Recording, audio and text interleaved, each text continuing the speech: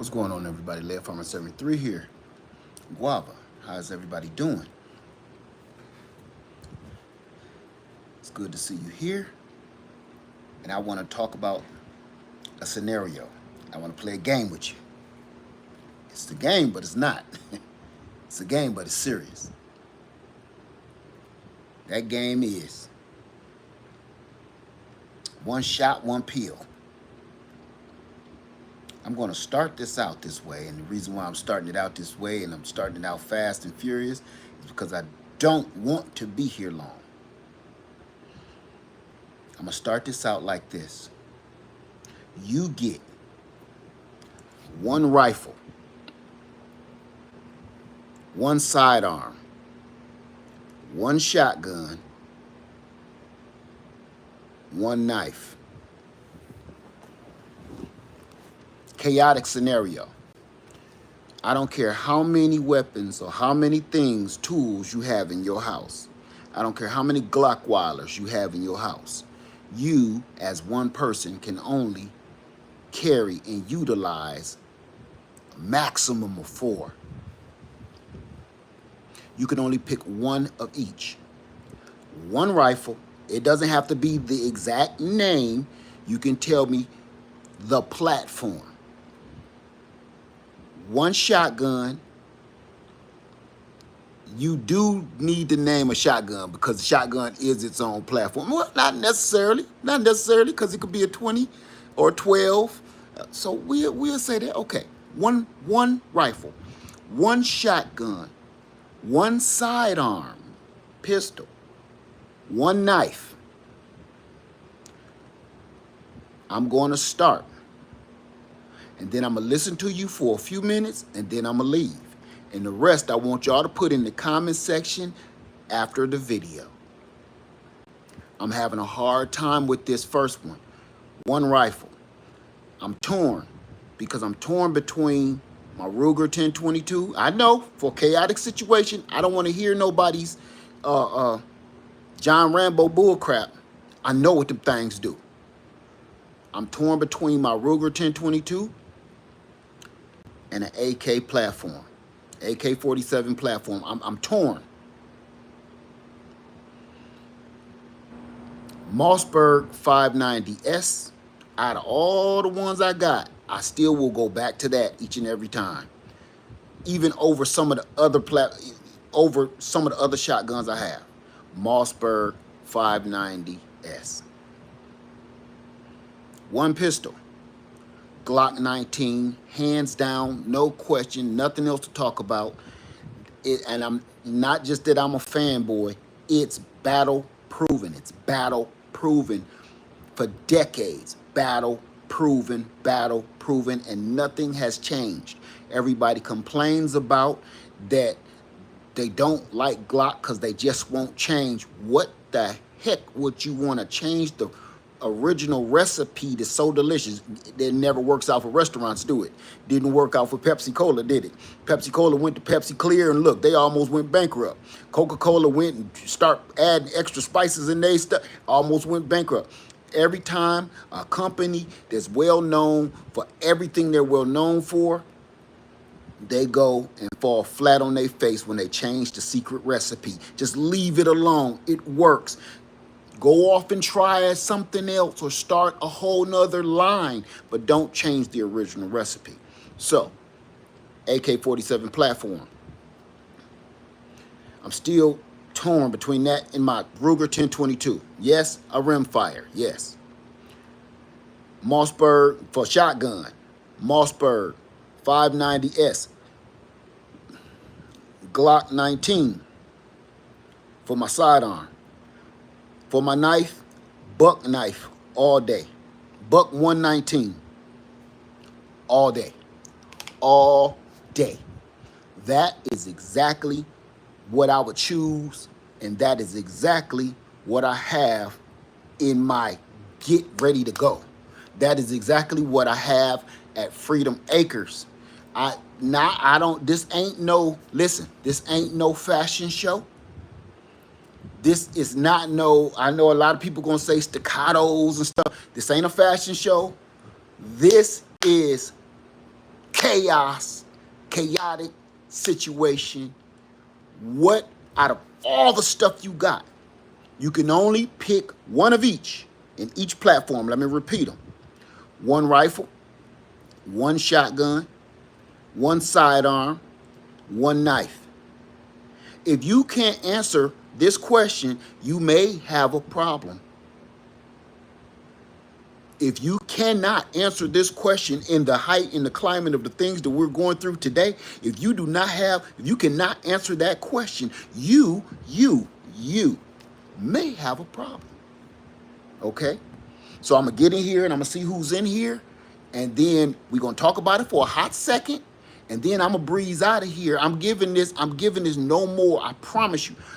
I promise, my promise to you. I don't care what's being said. I don't care what the context is. I'm leaving out of here in 30 minutes. 30 minutes. Alexa, set alarm for 30 minutes. 30-minute alarm set for 4:18 p.m. Okay, it's official. All right. For everybody just coming in the room, this is Friday. Happy Friday. Lead Farmer 73 here. Guava. I'm going to tell you exactly what I've been saying. You can only choose one in a chaotic situation in the climate that we are in today. You can only choose one. You can only choose one rifle, one shotgun, one pistol, one knife. What are they? Your 4 go-tos, no matter what, no matter where you go. You can only choose one rifle, one shotgun, one pistol, one knife. Go. I'm giving y'all 30 minutes. 30 minutes, and after the 30 minutes is up, I want everybody to put that in the comments. As a matter of fact, shout out to my brother, a regular gun guy here on YouTube. A regular gun guy. Go over to his channel. If you can't answer that question that I just gave you, I need you to go to a regular gun guy's channel and ask him or tell him what I said and have him help you answer that question. Him and his crew on his platform, I need you to help. I need you to go over there and ask him for help, helping you make that decision. They're qualified. All of his people on this platform, they're qualified. I'm not. Okay? They're qualified, certified. I am not. Okay, so let's get into it. I want to say, hey, TLC in the garden, how y'all doing? Renee, Haley, how you doing? Regina Tyson, Black Guns and Garden. Come on, Black Guns and Garden. Come on, man, it's in your name, bro. Rob, how you doing? Rob, okay.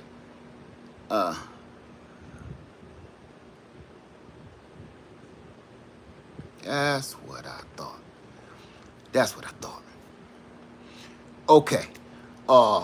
Let's keep it going. All right. Audrey's living life. How you doing? TLC in the garden. T Dollar TV say AR-10 Mossberg 930 SPX Glock 19 SOG knife. Okay. Okay. Now we off to a good start. We off to a good start. How you doing, Tiana Scott? How you doing? Good Eats Homestead. How you doing today? All right. Anybody else? Anybody else? I'm just in case you don't know, I'm gonna say it again. You can only pick one rifle, one shotgun, one sidearm, one knife. You carry with you at all times if something pop off. Okay, here we go. Vision preparedness. What's up, my brother? Say AR-15 platform, Genesis A12 shotgun, Glock 17 SOG knife. Okay, come on with it, y'all. Stro Boogie, P365 for chaos. P365 for chaos.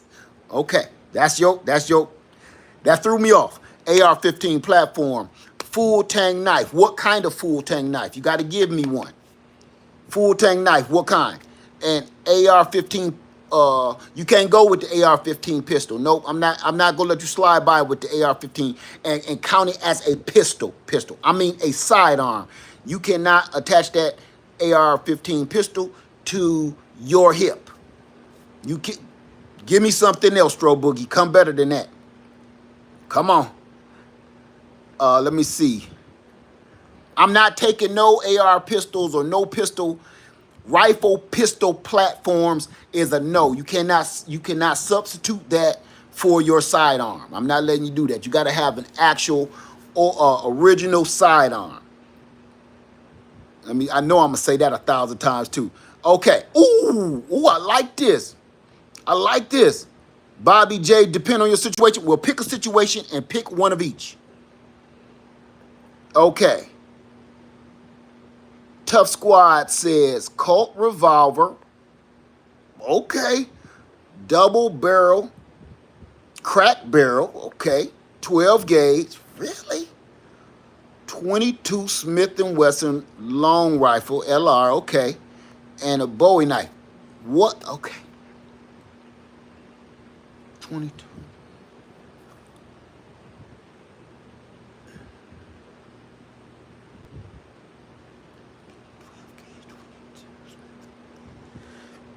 When you say 22 Smith & Wesson, what are you talking about?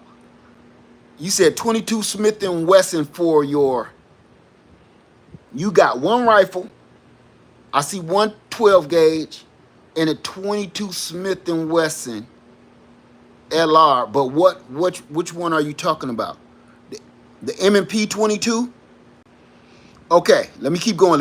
I'm way behind. How you doing, Bold Pictures? Audrey's living life crazy. Crazy Bird, how you doing? Making the sense. 5D, how you doing? Says, okay, AR-15 platform, Mossberg 500 shotgun, Glock 19 pistol, K-Bar USMC. I love K-Bars. I got one, but I really prefer my Buck. My Buck 119. I kid you not. I don't even think I've ever shown my K-Bar on here. I like my Buck better than I like my Glock knife. I kid you not. Let me see. If you saw me on Freedom Acres, you never saw me with that Glock knife. You always see me with a Buck. That Buck 119 on my hip. Let me see. A Robert says, let me go back. Night vision. But just go ahead and pick something. This ain't a competition. This ain't just give me what you talking about, Robert.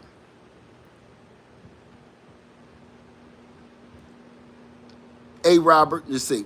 Brian says, I bought kids. Okay. Tell me, come on, answer the question. You can only pick one rifle, one shotgun, one pistol, one knife.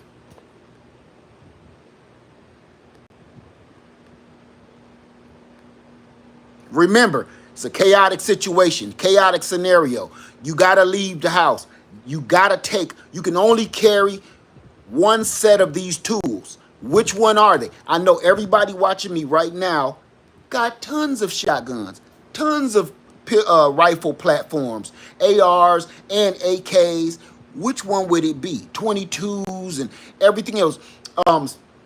Hunting rifles, everything. You got everything. You can only pick one. And the reason I picked the stuff that I picked is because it's a do-it-all.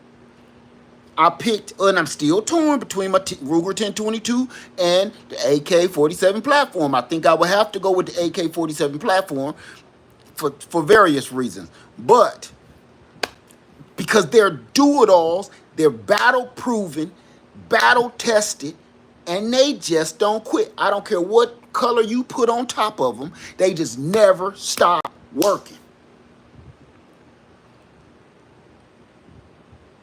A double pump. Okay, give me the list, y'all. How you doing, Kyle?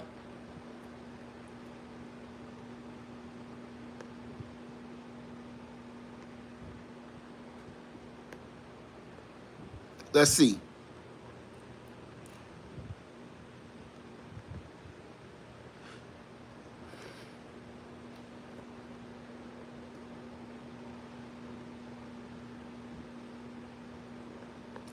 Okay, Steven. Okay, Vic H says Stevens, model 320, 20 gauge. Thank you for this. Glock 19 and a Bear Grylls survival knife. Man, thank you for that. Thank you, because I'm asking a question and ain't nobody answering it. It's almost scaring me, yo. You know what I mean? It's almost scaring me. I'm asking a good question and ain't nobody answering. There's tons of trolls in here, and the trolls is giving me I got them, Audrey. It's more trolls in here, and they giving me more feedback than my folks. Okay, Bobby J. Smith Photography say Canic, Terran Tactical, TTI, okay. Combat, K-Bar, okay. Which K-Bar? Pepper Ball Shooter. You can't have two sidearms. One rifle. Oh my God. One rifle. One 12 gauge. One pistol. I gotta say that. One pistol or one sidearm. One knife. One rifle. One shotgun. One pistol. One knife. Okay, let me see.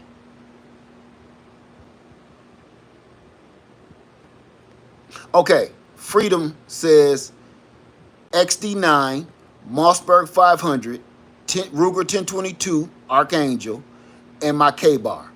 Okay. Thank you for that. That's what I'm looking for. Papa TV says Vepper AK-47, okay. Mossberg 930X, okay.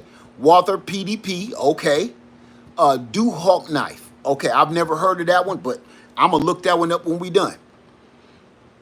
Okay, I just every what type of gun would be suited for a new gun owner? Okay, for everybody that's coming in here and they're asking me what should you get as a new owner of a firearm, I'm not certified nor qualified to tell you such a thing. The only people that's certified and qualified to do such a thing, please go over to my friend A Regular Gun Guy here on YouTube. It's A Regular Gun Guy. Go over to his channel and ask that question and tell him I sent you and tell him what I asked you. Tell him the question I asked and then ask him and his crew and his whole platform to help you, because that's what they do over there.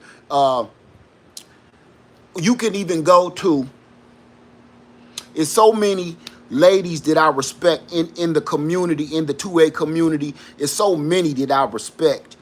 And one right off the bat that used to be a young lady just like yourself, never knew what to get. Her name is Gina versus Gina. GINAVSGINA. Go to her channel, tell her your story, ask her what you asking, tell her why I sent you, tell her the question, and she will help you because she's a recent new owner, okay? But people need to put this on your mind. That's why I'm doing this. Okay, Good Eats Homestead said pistol grip 12 gauge. Okay, good luck with that. Kel-Tec sub 2000. As much as I hate Kel-Tec, that's one of them ones that's a thumper. So far, I'm waiting for somebody to tell me that's a piece of junk. Absolutely nobody has told me that Kel-Tec 2000 sucked. Nobody. And some of the people that I know personally love it. I vowed never to purchase another Kel-Tec for the rest of my life after those experiences that I've had over the years. But damn, that sub 2000 is nasty. Smith & Wesson came out and tried to make one, and I was tempted. They just didn't do it as good as Kel-Tec. I hate to say it.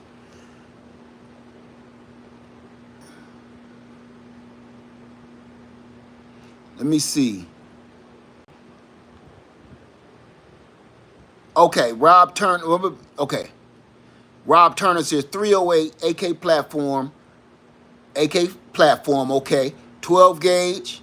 What kind of 12 gauge? Oh, I'll let you get away with that. Glock 21, 45 ACP. Okay, 18 round mag. Oh, we ain't got. Don't tell me how you gonna feed them. Just one rifle, one shotgun, one pistol, one knife. What kind of knife? Rob Turner, do me a favor and repeat everything you just said, because I got to take that off, okay? I gotta remove that one. Just don't tell me what you need to put in them. Just tell me the platforms. Just answer that question only. One rifle, one shotgun, one pistol, one knife. Please put it back up, Rob, for me. Please just don't tell me what you're going to be putting in them to feed them, okay?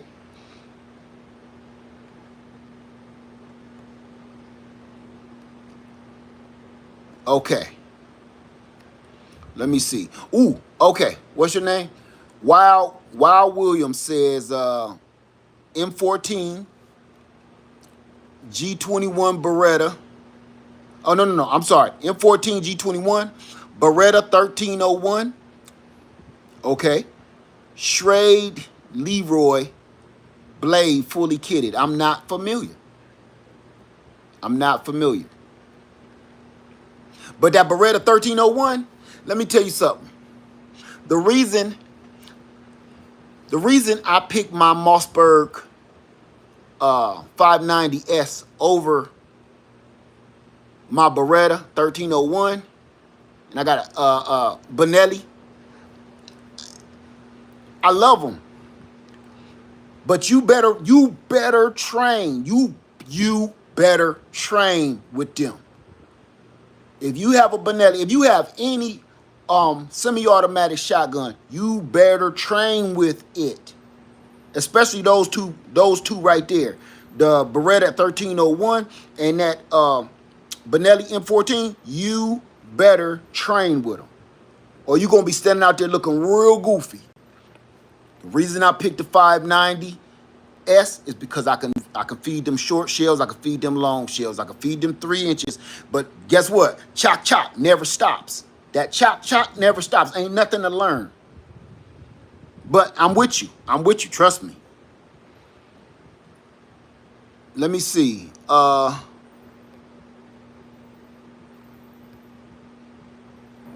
the trolls go, y'all. We on a mission. Let them do what they do. Trolls have a job too.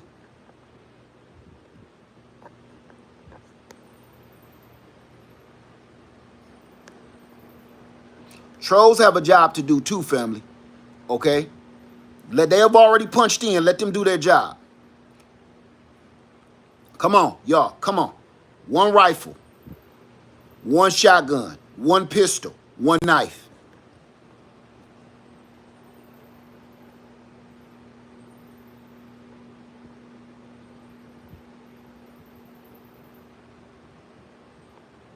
That ain't what I asked you, Bobby. Just answer the question, bro.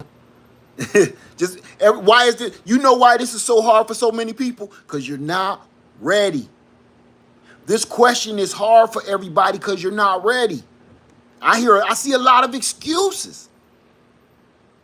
Allie and Danny's Healing Garden, K-Bar, Taurus, G, what is that? G3C, okay. Marlin 22 rifle. I like it. Gina versus Gina. Thank you, Happy Matt. Please go see Gina versus Gina. If she's in here, I didn't see her and I'm looking for her. Okay. Nobody's answering it. Black Sheep Prepper says Glock 43X. Remember, this is a chaotic situation. I need everybody to think about this. This is a chaotic situation that you would be in. A Glock 43X. I have 3 of them. But that would not be my first choice. And the reason why it wouldn't be my first choice, let me tell you why I picked my Glock 19. I would even go with my Glock 26. But I'm going to tell you why I picked my Glock 19. I picked my Glock 19 because you can find a Glock mag anywhere. Anywhere, everywhere, on the ground, walking through the hood, any store, even it used to be Wally World you could find them. Can you believe that? You can find a Glock mag any freaking place, anywhere in the world. There, to the point, even all of the 9mm rifle platforms, they all use Glock mags. It's very seldom, it's very rare that they go with a proprietary mag, right? It happens, but it doesn't go well. The first thing when somebody come out new, they ask, does it take Glock mags? when a company says no, the mags are proprietary, people be like, they get real funky because most people, most owners got hundreds of Glock mags somewhere that they could just be reusing. That's saving them hundreds of dollars, if not thousands of dollars. So Glock 19, that Glock 43, that's it. You ain't gonna put that mag in nothing else. That Glock 19 can go on all kind of different rifle platforms. That Glock 19 can go on different pistol platforms, and each one fit. You can go from the smallest size to the longest size. I ain't gonna name them, but you understand what I'm saying. That's why.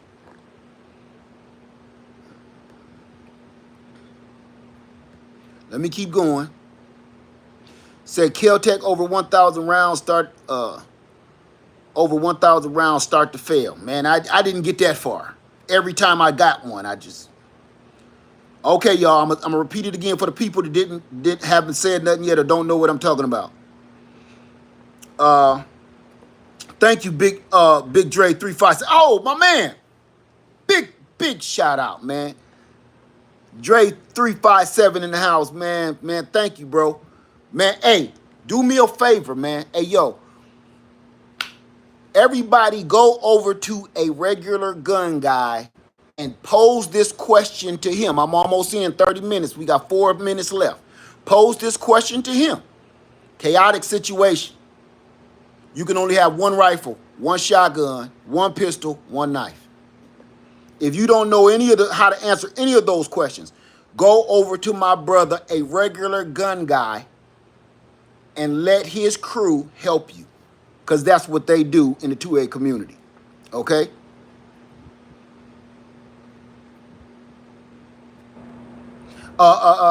Isaac says, same reason I picked the 592. That's why I did it. It's nothing to think about. It's nothing to think about. Now, you can go 500, 590, whatever. The only reason I didn't say my Mossberg 500, the Mossberg 590, thicker barrel, is battle proven, you know. But that 500 ain't no pump. But the 590S, taking those short shells, yep. You can get more in there. Let me see. Okay. Timotheus, AR-15. I don't know what that, Timotheus, can you say that again? Because I don't know what none of those words mean. I got the AR-15 platform, but that's it. Okay, vision preparedness, say that's why I love my Genesis A12 shotgun. AR platform is a beast. Amen. Amen. And the only reason I pick an AK-47, AK platform over the AR platform, trust me, that's a toughie. That's a toughie. AK over AR. Maybe it's just because I just got more mileage behind that AK. Maybe that's why. And everything for the AK is plentiful. Everything for the AK is plentiful, just like the AR. It's all around the world. You know what I'm saying? Okay, let me keep going. G. Cole, honestly, I'm not ready. Thank you for your honesty. G. Cole, thank you. Thank you. The reason I'm doing this, because I just want to put something on your temple. I want to put something on everybody's temple. I want you to think about this. Because some people don't even know the words that we're talking. We're talking a whole different language to a lot of people in this chat. They don't even understand what language we're talking. Okay. Black Sheep Prepper says Glock 43C, H&K, MP9. You keep saying full tang knife. You got to name the knife. Because that could be anything. Okay, Tim Riley says, Daniel Defense DDM4 V7, Benelli Supernova, Glock 19, SE4? Oh, I'm tripping. Okay, I'm tripping. Okay. For a second, my eyes said Seen Sky, like that platform, that brand. Okay. But yeah, I got you. That was your knife. Okay. Big Dre 357 says, Uh, they messing with me, y'all. OWR. Oh, I missed it. I missed it. Okay, OWR armament. Uh, for the rifle, I'm not blessed or anything. Glock 19, micro tech knife. You ain't blessed, man. Move out the way with that. Okay, the Trying Gardener. Come on, y'all. Come on. One rifle, one shotgun, one pistol, one knife. See, this is what I was saying the other day in my live stream when I was like, when I'm talking about real and not popping off at the mouth, when I'm like raw facts, give them to me, and I'm giving you raw facts, I'm giving you raw knowledge, give it back to me. Nobody says anything. But when we in here just talking junk back and forth, it'll be 400,000 people in here. It's more trolls in here than people.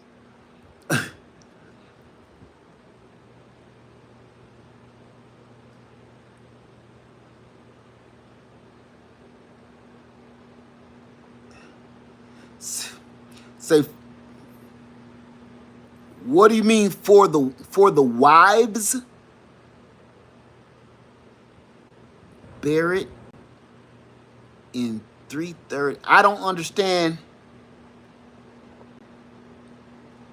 Pump action shorty. What is that? What is this stuff, Wild Williams? I don't know what any of this is. I think I know. Okay. Glock knife. So far, that's all I got.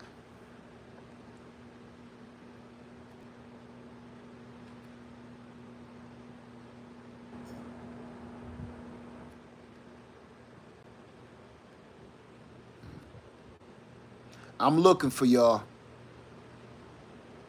Okay. Doula survival knife. PSA. Okay. AR platform. No. PSA 5.7. Okay. Panzer Bullpup 12. Okay. Winter Baby.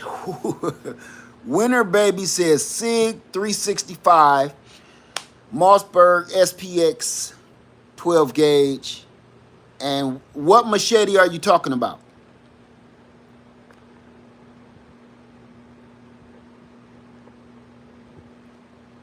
Let me see.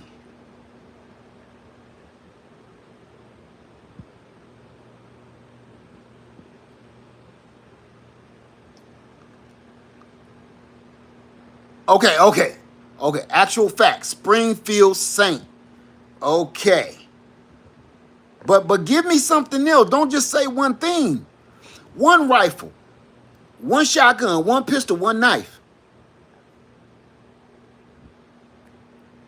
You almost had me there, man. Because that Saint ain't no joke. All right, Chris. Okay.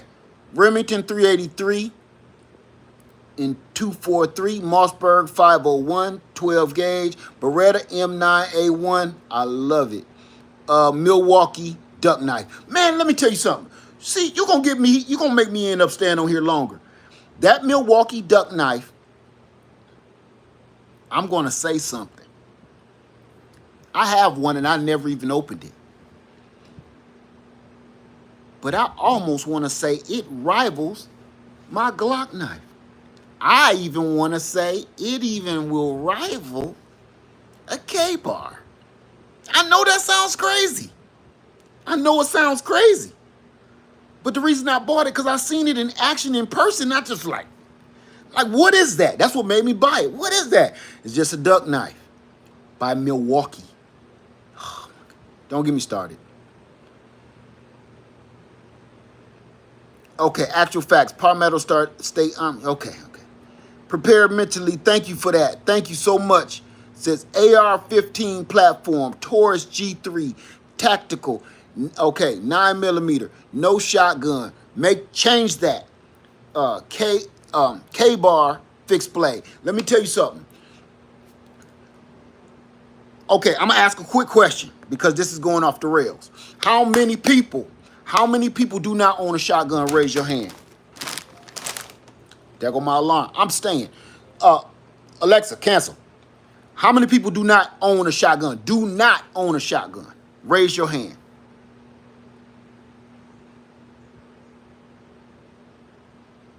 Phyllis, Courtney Cherry, Black Mac 1978, Patient Saint. Patient Saint? What? The Trying Gardener, Wellness with Frugal Mama, Vanessa C. Ross, Cat Williams, Catherine Jackson, 412 Rain Tide, Purified. I said, listen, I said, if you don't, if you don't own a shotgun, if you do not own a shotgun, raise your hands. Don't sit here and tell me this many people in here don't own a shotgun. Oh my God.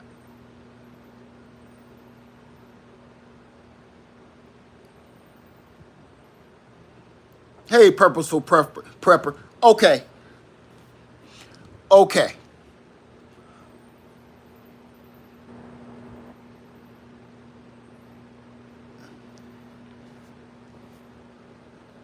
Okay.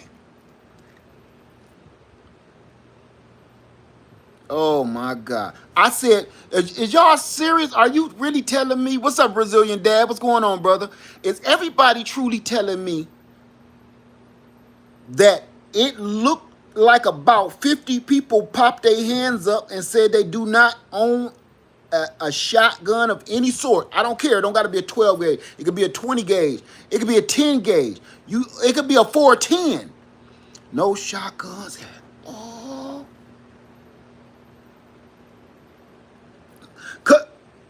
Katina Brooks, email me. Katina Brooks, email me. No. No. Okay, y'all. Okay. This what I want to do.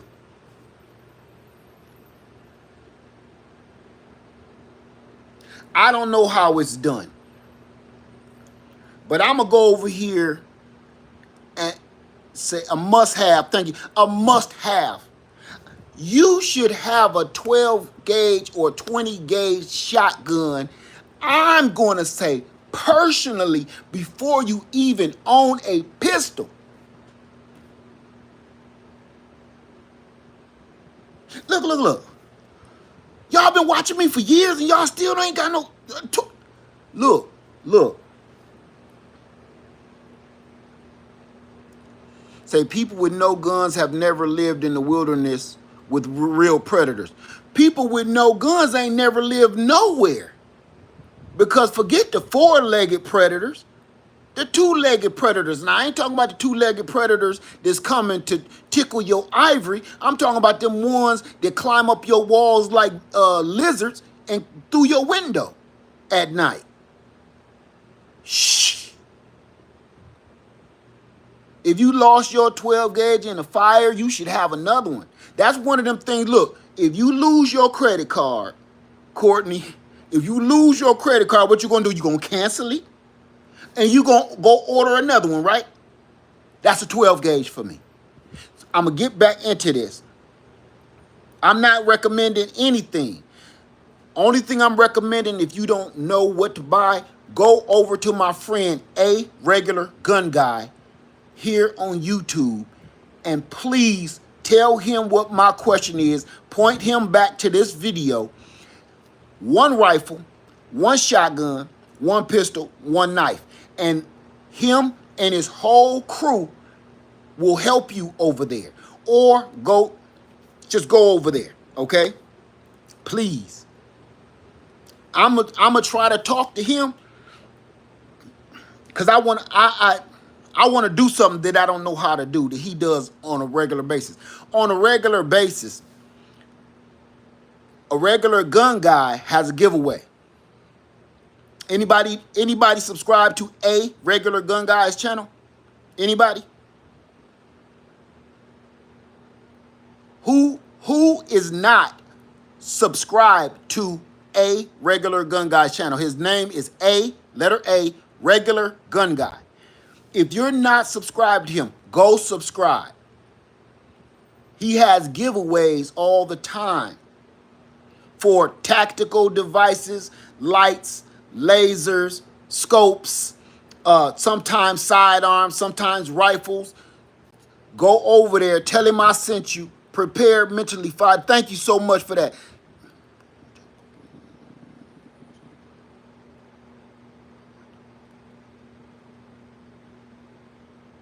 Yeah, and yeah. Okay, go like and subscribe over to his channel. Please, right now, leave me and go subscribe to his channel and come back. Go subscribe to a regular gun guy's channel and then come back. Because we going to roll this whole hour out. Because I can't believe what y'all telling me. Thank you, Ty. Said just subscribe to his channel. Thank you, Timotheus. I'm not subscribed to him. Go subscribe, please. All right, thank you, Cat Williams. Say, be right back. Dream Feeder. Thank you, Candace Haley, for subscribing over there.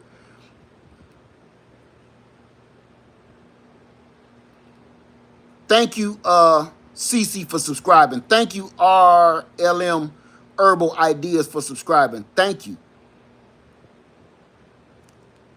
Yes, Mildred, a regular gun guy. Yes. On Voyage. Thank you so much for that. I appreciate you. I'm doing the best I can do. Marilyn Littlepage, thank you for subscribing over there. You subscribed over there, so I'm going to try to say your name. Yemimya Yisrael? Yemimya? Normally I just go buzz past them long ones. Yemimya Yisrael is... Thank you for subscribing. For you subscribing, I try. I'm sorry if I butchered it, but I'm going to try. Since you did me a favor, I'm going to do you a solid, all right? KJN56, subscribe. Thank you. Patient Saint, subscribe. Thank you so much. The Trying Gardener, thank you. Say, got to turn the notifications on. Go turn the notifications on, y'all. Don't just subscribe. Turn on, hit that top bell and make the bell dark so you get notifications from him, okay? Let me see. Allie and Danny's Healing say, I'm right on it. Thank you so much. Please like and subscribe and hit that top bell so you get notifications. I've never even said that. This is my first time even saying that.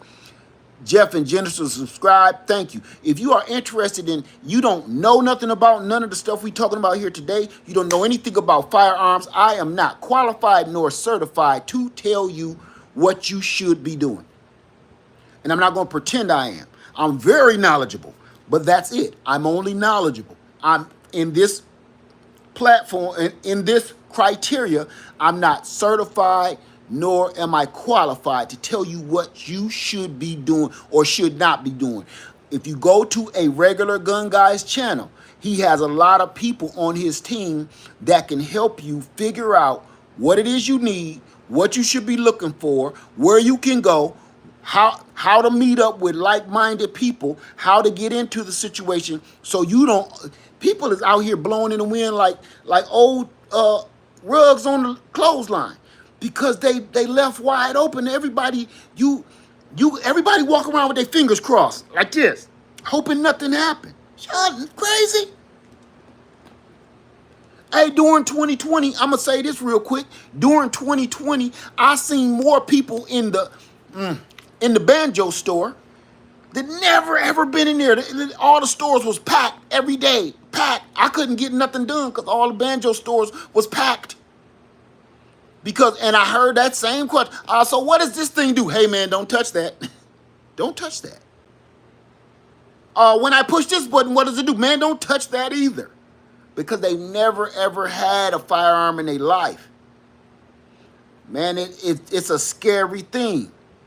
Okay, so I'm gonna start this scenario one more time. Katina Brooks say I stay strapped even in my home.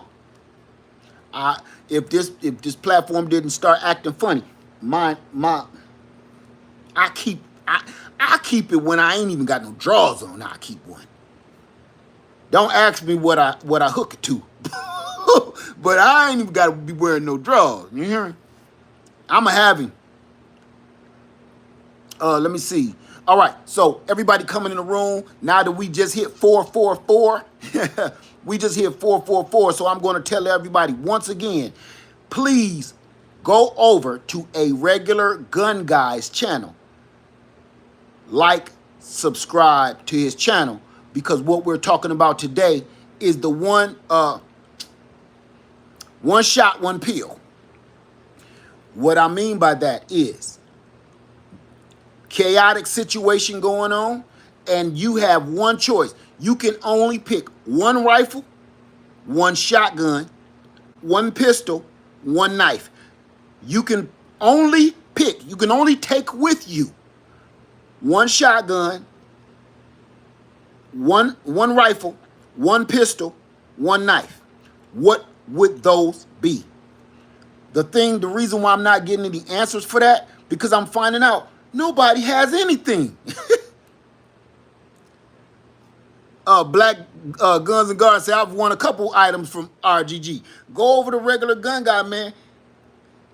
If you don't learn something, whether it's something about the laws of owning firearms, you learn about the rules, the regulations, you learn about the politics of it, and you need to know this stuff. I'm not certified nor qualified to talk about that stuff on this channel. He is. His whole crew is. It's a bunch of brothers and sisters over there talking about it. Okay? I'm not allowed to. Let me see. So I'm sending you to the pros. You dig? I'm sending you to the pros. So you can only pick one of each. One rifle, one shotgun, one pistol, one knife. Okay? And I'm going to tell y'all what mine was. AK platform, Glock 19, Mossberg 590S, buck knife 119. I can't drop the link because this ain't StreamYard. I'll put it in the description box after this video is over. We almost done. We got 10 minutes left. 10 minutes left.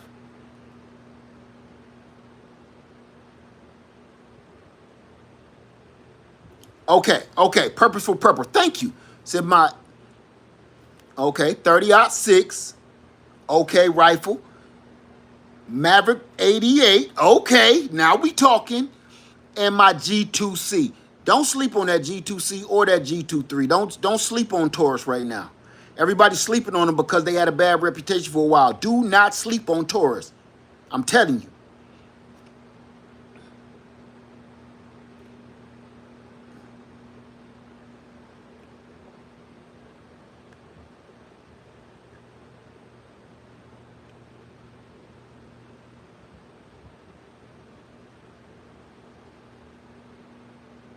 Okay. All right. I'm gonna tell you like this. How many people do not have a knife? And I'm not talking about no kitchen knife. How many people do not have a hunting style knife? Hunting style knife. A do-it-all blade. A do-it-all blade. It does not have to be fixed, not necessarily. I prefer a fixed blade, but it does not have to be a fixed blade. How many people don't even have a knife? Raise your hand if you do not have a proper knife.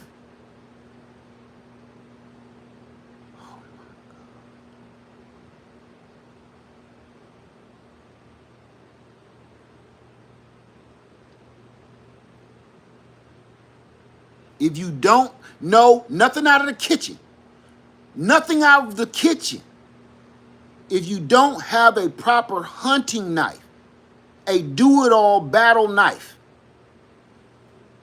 no, not no box cutter. Listen, see, man, y'all scaring me, man. People be like, Led, don't be scared. You know, we got Jesus. Don't be scared, Led. Don't be scared, Led. Don't be scared. Man, y'all scare me, man.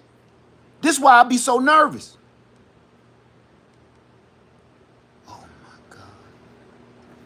Hey, man, I'm about tired of you. Not a kitchen knife. Don't come in here and talk about you got some Wolfgang Puck. I don't want to hear that. I don't want to hear Wolfgang Puck. I don't want to hear you got Rachel Ray's new set. I'm talking about real. You gotta rough it out in the woods. You gonna be chopping wood with it. You gonna be starting fires with it. You gonna be probably fighting with it. I'm not talking about Rachel Ray's new stuff or Martha Stewart's lineup. Cut it out. Y'all scaring me, yo.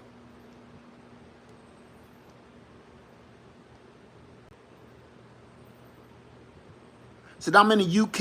Evan says I'm in the UK. All we have is knives because it takes 2 years to get one type of firearm. I've heard about y'all situation.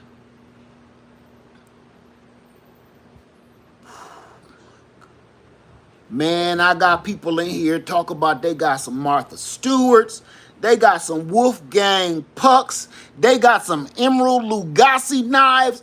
Man, everybody keep talking about some. They got some stuff they gonna try to go to battle with or go to war with some stuff off the Food Network or QVC. Y'all killing me, son. Black Sheep Prepper, thank you, my brother. Y'all killing me.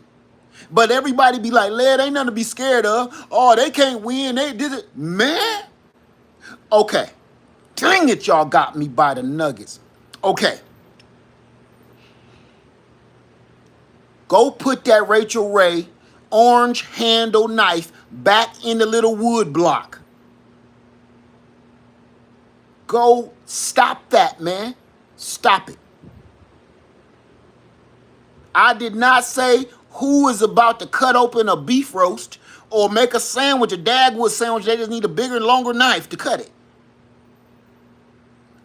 We're talking about battle. Gerber Ultimate. Okay. Yes. Oh, we're going to have a knife show. What kind of machete? I keep hearing machete. What kind of machete? Because they sell them at the dollar store too, and they made out of damn near plastic. Thank you, Wild Williams. Amen to that. I'm a fixed blade only when it comes to that part. Now, when it comes to my everyday carry stuff, I got a whole bunch of different. Hell, I even got a buck folder, old school, classic. When it comes to my foldings. But when it comes to that thing, man, you know what's in my everyday carry bag? Buck 119. I'm sorry, I keep saying 119. 110. I keep saying that. I keep saying that. No, I'm right. 119. I'm tripping. Somebody, okay. All right, y'all. This is what we gonna do. There's a lot of people that do not have a shotgun. It's a lot of people that do not have a fixed blade utility knife is what I'm going to call it.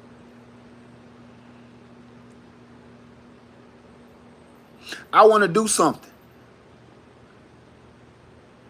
I don't know how to do it, so I'm not going to announce it yet. But I am going to announce it in another video once I find out how to pull it off. My brother knows how to pull it off. A Regular Gun Guy. If you're just coming into the room, go to A Regular Gun Guy's channel. And please subscribe to his channel. Because I'm going to be going over there because I want to go talk to that brother about something I would like to do, but I can't do it without his help. I can't do it without his help. Because that's his lane.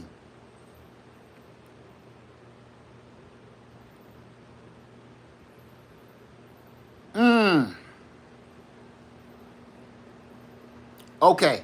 All right, y'all. When we do the gardening gear show again, the show and tell.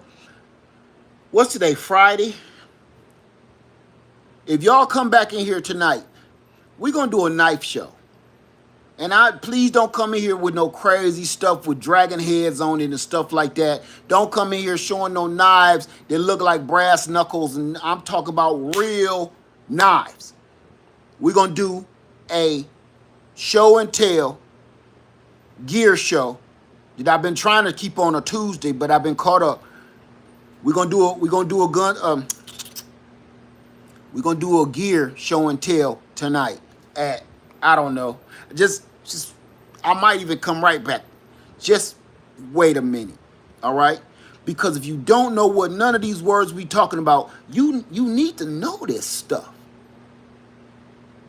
You need to let me tell you something about folks, man.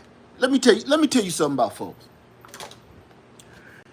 We quick to blame our troubles on everybody else in society. And I'm gonna leave off this video with this. We tend to blame everybody else for our troubles, our woes, our misery, our all of that. I'm not saying they weren't created by somebody else, because they were, okay? But that does not mean that you have to stay there. Just because somebody starts you out in the pooper, don't mean you gotta stay in the pooper. You can climb out. Now you're gonna stink for a while, but you're gonna climb out the pooper. The only people that never ever come out and all they do is complain about how miserable they is and how their life is so horrible, them people got comfortable sleeping next to turds. Some of us is like, man, I'm not living like this. And we climb out that bowl and we try to make it through life and make our lives better for us and our families. It's some people, man, that's comfortable sleeping next to turds. So they like complaining. So what I'm saying is, it's so many things here for you to move forward. The only reason you don't move forward is you don't know how. It's a lot of programs for people, for first homeowners. Did you know you don't have to have this crazy credit score and all this other stuff to be? Listen, everybody keep thinking they need all these magical unicorns to become a homeowner. You don't. You don't. Oh, I wouldn't be one. Probably, I don't know how many homes I've owned now. You would never become a homeowner. The thing is, you don't know which avenues to take. You don't know what information to go seek. And us, we don't tell each other nothing. We just want to be like, look at the house I got, right? Man, look at this big old house for me. And when the friends say, man, how you get that? You know how it is. You know. No, I don't know, man. How did you get that house, man? Tell me, because I want a house like that. You ain't ready for this, dog. You ain't ready for this right here. That right there is to me the equivalent of a brother on the porch and a brother in the yard. If you get what I'm saying, that's the equivalent to me as a brother on the porch and a brother in the yard. That means, man, you don't want me to be on your level. Is what it is. Because you ain't told me nothing. You keep on being real vague with the information, man. I'm trying to get like you. It's a difference between somebody with a lot of stuff and a lot of things and making headways and showing you how to get there. And it's a difference between him and a brother that want to show you everything but don't want you to get none of it. He want to stay up here while you down here looking up at him. So he want to be a God. It's things in this life that you don't know it's things in this life that you don't know about. You don't even know that you actually need them because nobody's ever told you this. Look, I grew up, man, the word college just was not in our vocabulary. Going to college, that just was not in my family's vocabulary like that. So I never thought about it till I got old. And hell, I think I probably had a gray hair before I went to college. It's just not in our vocabulary. A lot of our households don't have it in our vocabulary. So you never think about it. So if it's never showed to you or told to you, you won't know it exists, nor will you even care. So what I'm saying is, it's a lot of people in here don't have a shotgun in their house because you just don't know how important it is. You don't know how cheap they are. You don't know how much they can protect you. People just don't know. It ain't because you're scared of them. It's because you don't know about them. I'm here to tell you, yeah, you do need them. Ain't nobody been watching the news. Y'all crazy. I did this video over, I was going to do something completely different, but I did this video because, man, the stuff I'm seeing on the news and the things I'm hearing. Let me break this down to you. Look, I could tell you till I'm blue in the face, which ain't too far off. I could tell you till I'm blue in the face about it's groups of people out there that do not like me preparing. It's groups of people out there that do not like me in their live stream, in their chat. They would never, ever get people raise their hand and say who don't own a shotgun. They would never, ever see nobody raise their hand and don't have a clue. Listen, all it's been is a whole bunch of talking going on, but I've seen very few people name off what I asked you. One rifle, one shotgun, one pistol, one knife. Simple, easy question. I was only supposed to be here for 30 minutes. But the reason it made me go on, because I'm like, why ain't nobody answering my question? Something is wrong. That's why I kept repeating, like, maybe they ain't hearing me. No, now I know, because nobody has anything to protect themselves. Oh, my God. This was years ago, but somebody said they got a golf club.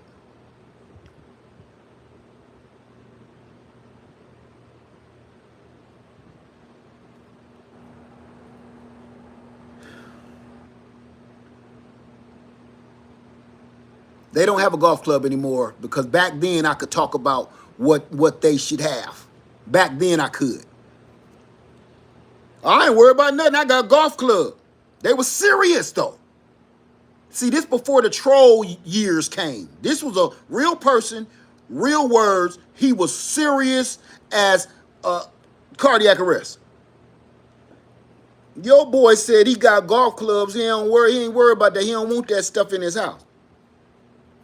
Till I start kicking some of them scenarios to him. I made him watch a couple episodes of Walking Dead. I said, what would you do with a golf club? See, everybody be sleeping on them movies, man. Them shows and stuff, man. Forget about the zombies, man. Forget about the zombie part. Don't look away. You don't want to see it in this demonic. People, I don't watch that. It's demonic. Don't look at that part. Look at the camaraderie between the groups. Look at the cooperation between the groups. Look at how they operate when they're under fire. Look at how they operate when they're being infiltrated. Look at how they operate when they get separated. Look at how they operate when they look for food, water, and shelter. That's the main premise of shows like The Walking Dead. Forget the zombies. The zombies is there to throw you off. The zombies is there to steer good people away. If you just focus on watching the zombies bite people on the cheekbone, stop watching that. Beyond the zombies on The Walking Dead is human nature in its purest form. I don't even know how they captured it. I know how they captured it because I watched a thing on how they figured out some of these scenarios.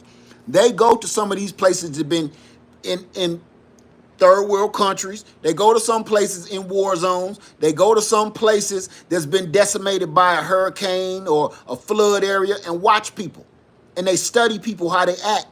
Then some of the people go down in the sewers with the homeless people and the street people, and they study them. They pay these homeless people to take them into their world to study them. And then they come up with a TV show trying to teach you something, but you so worried about clicking the channel because the zombie biting somebody's eyeball out. No. It's the human nature of the show. You won't get any of that because you've been in a surrounding, your surroundings have been in a place where you're not being given the proper information that you need to move forward. I'm talking about owning a home, owning land, How you gonna protect the land? I had a whole bunch of people talking about some, oh, land, we about to buy our land too. Oh, we just bought our land too. Before you bought your land, you should have had a way to protect it. I can't tell you how many other landowners out there constantly have their land invaded on. I don't post that stuff anymore. But if you don't think your land, if you got 10 acres, 20 acres, 30, 40, 50 acres, and you don't think nobody's going to try to intrude on your land, you're greatly mistaken. I don't care if you out in the middle of the desert. Somebody is going to encroach on your land, and you ain't got no way to protect it. You ain't got no way to protect your family. Oh my God, family. And you know what? While we talking about two-legged predators, you know what? To strip your fields clean. How many gardeners I got here in the house? How many gardeners? How many people grow food? How many people, I don't care how big your garden is, how many people grow food? I don't care if you got food in buckets, containers, in the ground, raised bed gardens. How many gardeners do I have in here? How many gardeners? I know I got more than that. There we go. Throw it up. Throw it up. Please tell me I got more gardeners than I got people without shotguns. Huh? Come on now. Okay. Nobody. Oh my God. Oh my God. I'm seeing so many people saying no, they don't got no garden.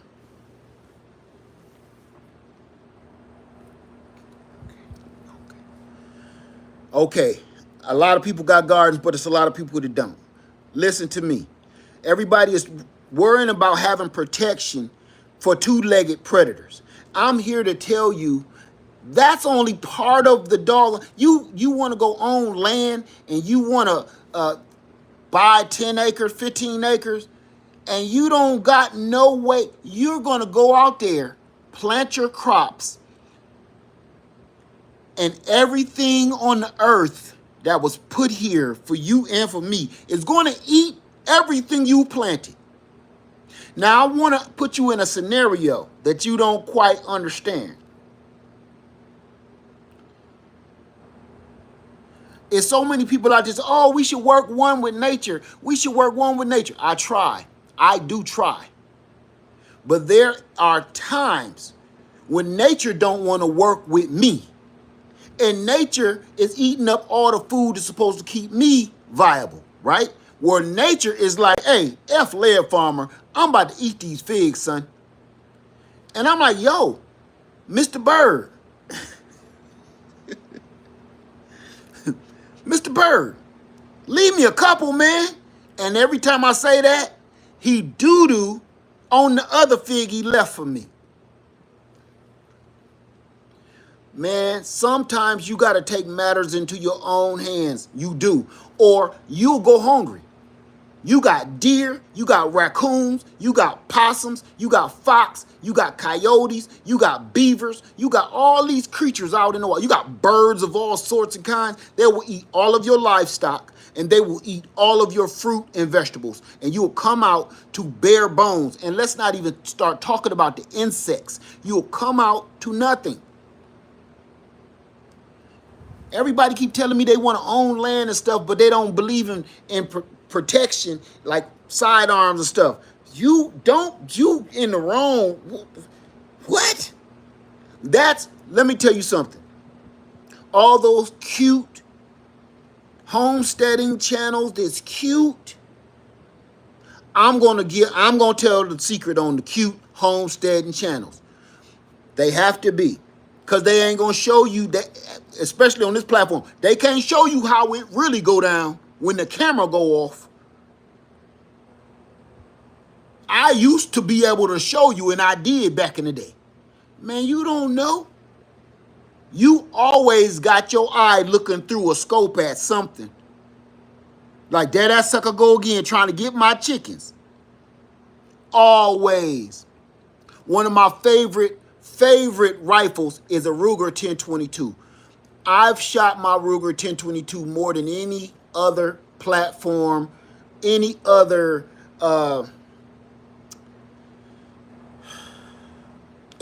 caliber ever in my life, ever. Because when you're a homeowner, landowner, that 1022, that 22 long rifle, not Magnum, but that 22 long rifle, that's like having a fork and a spoon in your drawer in the kitchen.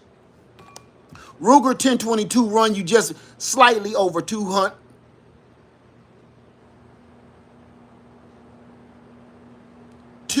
cookies. I forgot it's something you can't say. That Ruger 1022 only run you about 200 cookies. A little over 200 cookies for a basic platform. For a Maverick 88, should cost you 150, almost close to 200 cookies. There's no reason. You got pairs of shoes that cost more than that. Them pair of shoes, the only way they're going to protect you is if you can run real fast in them. But other than that, man, when they coming through the window, when they coming through the doors, when they coming up through your basement, man, them shoes ain't going to do you no good. Them shoes will help you if you got some flies in the house, but that's it. When people start crawling, okay, all right, I'm going to ask another question. Dang on it, y'all got me here longer. I told you 30 minutes, now we've been past an hour. Let's give it to me. How many people ever had a home invasion? Raise your hand. You did not have to be in the house. You could have been gone. You could have been on vacation. You could have been at work, or you could have been in your bed asleep.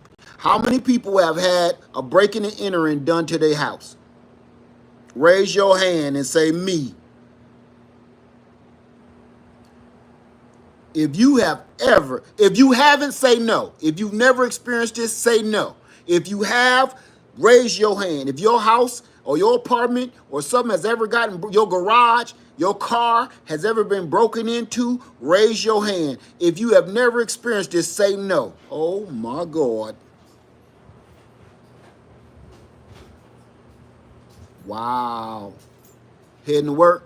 Yes, sir. Enjoy your days. Try to stay cool. Oh boy.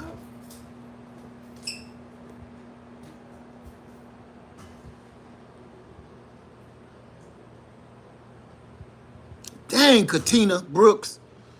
Mine used to get broken into every week. I just stopped locking my doors, just don't leave nothing in the car. Okay, y'all. Golly. For everybody that's had your house broken into, if you've had your house, not your car, but if you've had your house broken into, whether you was laying in the bed asleep, you was sitting there watching TV, or you was gone. Nah, matter of fact, leave it open. Just close that screen good. Okay. If you had your house broken into, whether you was in the house or not, your house only your house. How many people still don't own a shotgun or a firearm? How many people still don't own a firearm after having your house invaded? Little Life with Jones said we were sleeping. Been through it. House was invaded 2017 and my wife and children, my mother was home. Neighbors called the police. I was, home was invaded. Okay, apartment. How many people still don't have a firearm?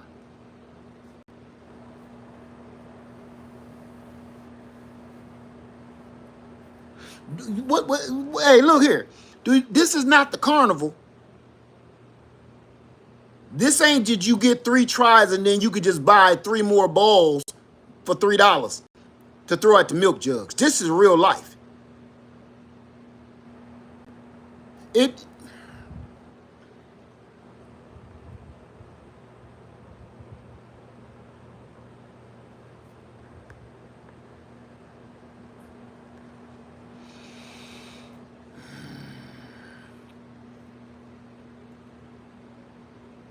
Okay, y'all.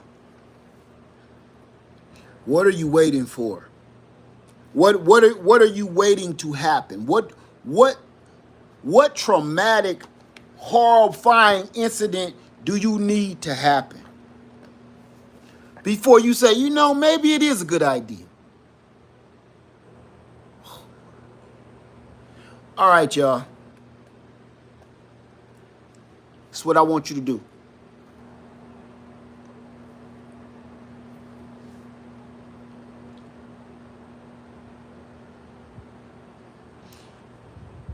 I want you to go take a look at a Mossberg Maverick 88. I'm not going to say where, I'm not going to say how, I'm not going to say purchase or not. I'm going to say this. Can you please go look it up online or at certain stores that everybody has in their neighborhood that has Mossberg Maverick 88.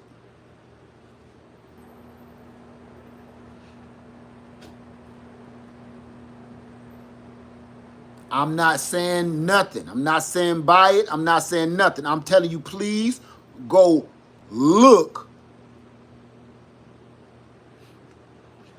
at a Mossberg Maverick 88.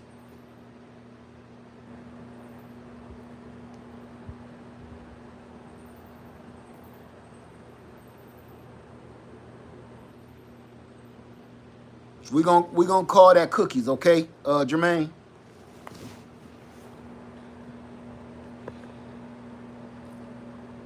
So reason why I'm doing this.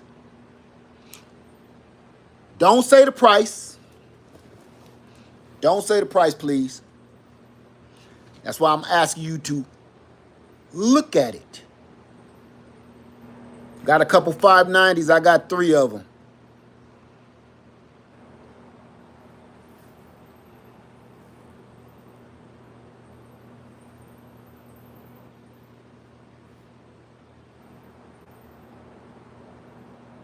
The reason I pointed to that one is because it's so freaking cheap, made by the most reputable company, and it's a do-all. It's a workhorse.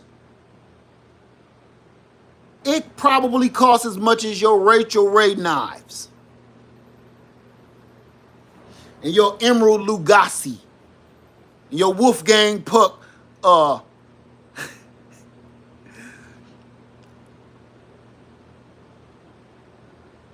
Okay, now the subject matter about to change again. Remember, this whole video was about, I need you to name chaotic scenario. You got to bug out. You can only have 1 rifle, 1 shotgun, 1 pistol, 1 knife. Nobody was able to answer that. That's why the subject changed. There was a handful of people that could answer that properly. And then we found out very quickly it's because nobody has anything to protect themselves in this platform, in this chat room. It's unbelievable to me. Now I'm going to ask y'all to do something else. All these people that can't stand you, go look at their platforms. And look what they doing. Look what they got. And they do it for fun, like Scarface. They ain't even hardly training. They do this for fun. Go look. Go snoop in and check out what they doing. Let me break something else down to y'all.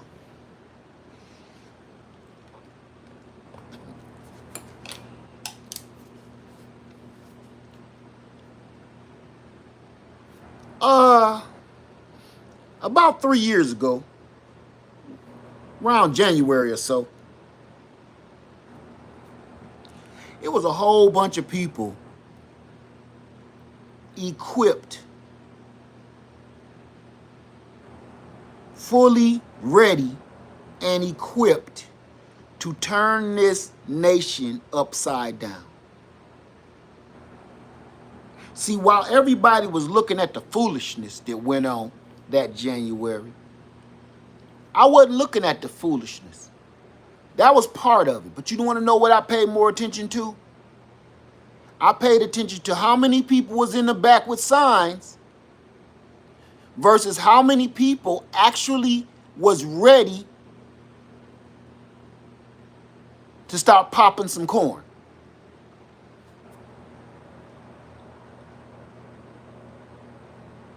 It was a lot of people in that crowd that was ready to see blood. Damn it. I'm saying, people know. Please don't say the date. I think people know. Nobody's winning a prize for saying the actual date. It's a reason why I don't say the whole word. Please, y'all.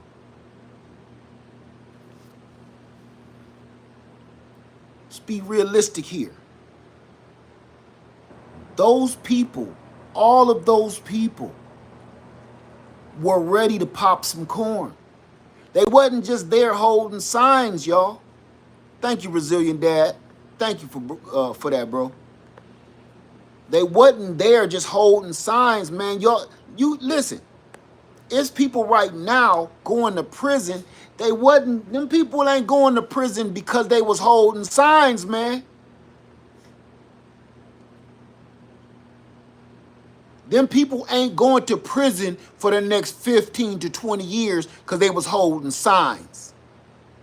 Them people was ready to do damage.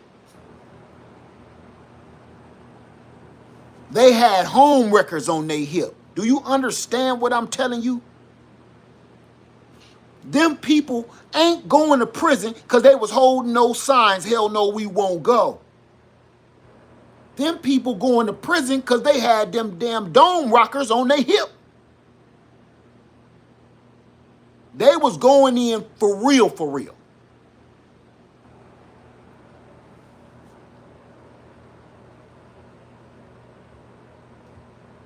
So, and after watching the madness of the last 8 years, you mean to tell me you still aren't ready to defend your home and your family? How can you, listen to me, how can you watch that and still not do anything to protect your family?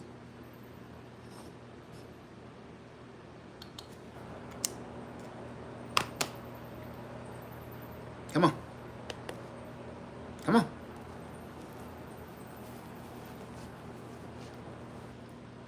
How can you watch that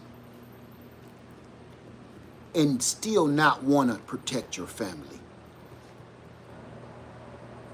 That didn't do anything. Listen, all the name calling only lasted for a minute. Look at these idiots. Look at these fools. Look at these ridiculous people. Or what Willie D call them. Willie D call them uncivilized mutts.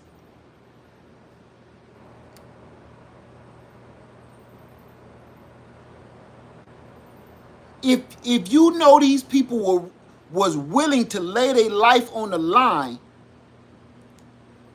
to protect a liar, or I'm not gonna throw shade over rumors. These people was willing to give their lives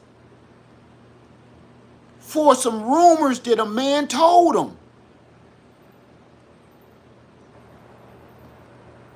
You still do not think you need to try to be protecting your family? Man, I'm going to say this, and I know you ain't going to like it. Your family don't deserve that. I don't know how you feel about yourself. Your kids don't deserve that. Your wife don't deserve that, man. Your husband don't deserve that. I don't care how you feel about yourself, man. Your kids and your wife, they don't deserve that, man. You listen, as a man, as a husband, you have a duty, you have a job. I'm not telling you what the job is, because I didn't make the rules, he did. He did. And it's called order. If you don't perform your part, man, the rest is shot. As a man, if you ain't doing your part, the rest is shot. My job, no matter how much I like it, I have been sacrificing myself for the last over, oh my God, 35 years. For my wife and my kids and my family, my household, my castle. This is my empire. I think I know why, though. I think I know why. Because these days we don't cherish anything anymore. We don't try to build empires. I'm talking about your family, your wife, your children, your home, your yard, your land. We don't try to build empires anymore. So we don't think shit stank. So we just let stuff flow out the window. We don't have anything. Look how many selfish people out here. You bought some $500 shoes for yourself. You bought a $1,200 purse for yourself. And you ain't got no way to protect it. You know what happened to people that buy $500 shoes? You get robbed. You know what happened to people that buy $1,200, $2,000 purses? You get robbed. You'll buy a $2,000 purse and you ain't even got nothing inside of it to protect the purse. We so built up on looks, man. We're so built up on looks. It's not funny. When certain folks look at us and see, oh, we are the most stylish, we are the most fashionable, we are the slickest at the game, we are, man, I know. Yes, we're good at looking like we're doing something. But damn it, even the word says life imitates art. So that means you look good, you look like you got a lot of money, you look like you got a 401k, you look like you got a good job and some good credit. Go do it. Go imitate the character that you're trying to portray. That's how you build an empire. You build an empire. If you don't feel that you have nothing to protect, what are you here for? What are you doing? Just coasting through life. You was put here to build. I didn't say that.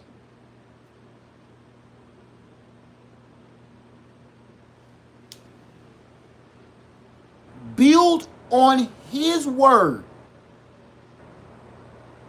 I didn't say it. So everybody pointing at me acting like, he's going up. It ain't me. Don't be mad at me. It's in that book that so many people go over to church on Sunday, keep on talking about. I've been to church Sunday, but you ain't read the book. I've been to church on Sunday, but you don't think you need to be protecting your family. I've been to church, but you still yelling at your husband like you. What? Out of order. I don't get it, man. I don't get it. And I'm going to tell you, that's why I don't talk to too many people, man. I don't talk to too many people in this new era because people own something else, man. People are selfish. People only care about what's good for them. People only care about what is good for them. That's why they keep leaving all these babies in these hot cars to go get their hair done and stuff. I want to look good. Forget what them babies is out there boiling in oil. This generation so selfish, man. So selfish. Watch this video again, and you're going to realize everything I said was true about what I'm saying right now. Nobody in this chat almost got nothing to protect their family. Not just your family. It's your empire. Everybody, you don't even say that word. When the last time you actually said that word without watching that stupid ass TV show? See, we done belittled ourselves in our own language. We say, I'm going home. I'm going to the house. I'm going to the crib. I'm going to the pad. We don't water what you really supposed to be. We don't watered it down with words. Man, this is your empire. I don't care how small it is. You the king or the queen of your castle. This is your empire. You don't even use that word unless you're watching that stupid ass TV show.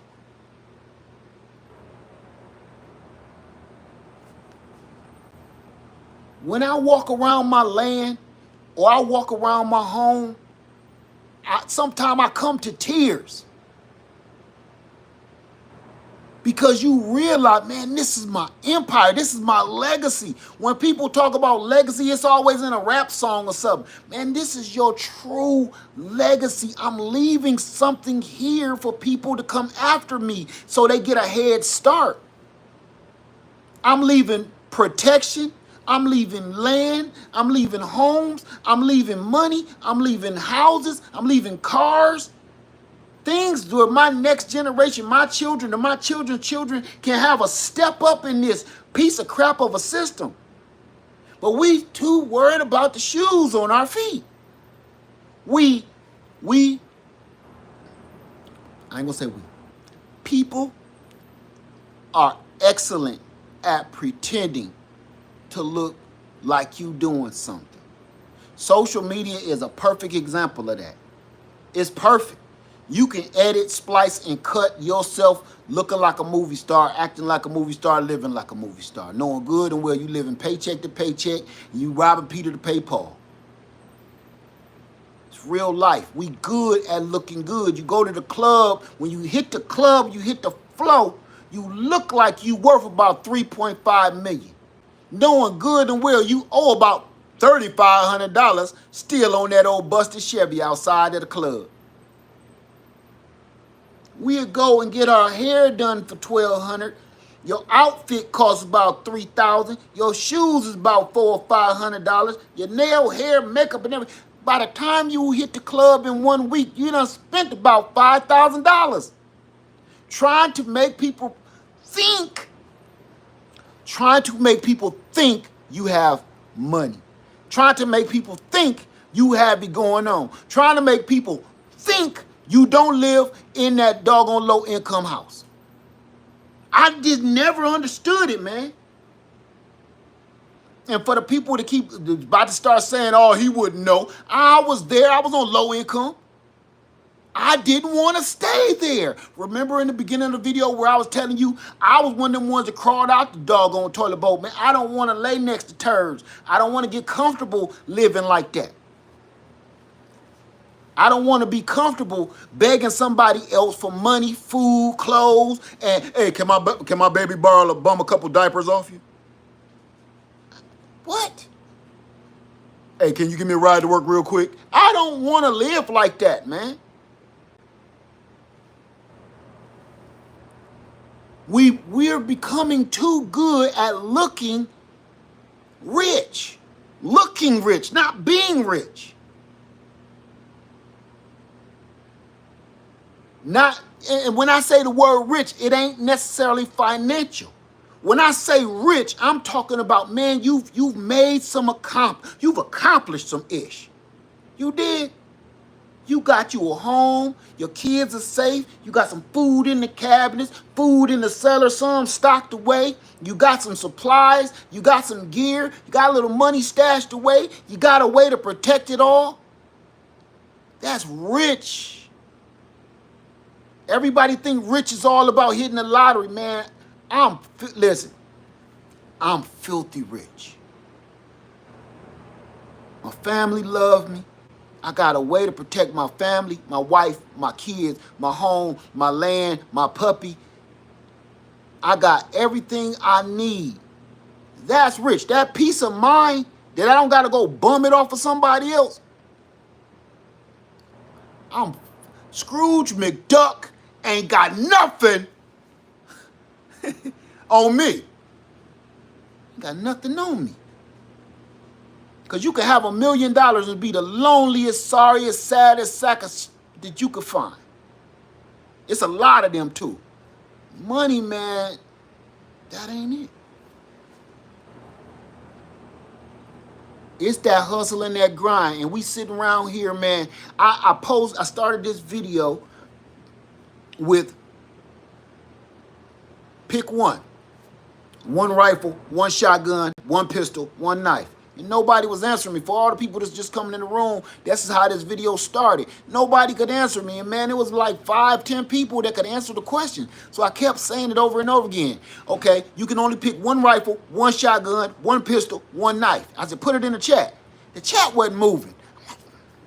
It's 300 and something people in here. Why ain't nobody answering the question? That's because Once I posed the question, how many people don't got this stuff? Me. Everybody raised their hand.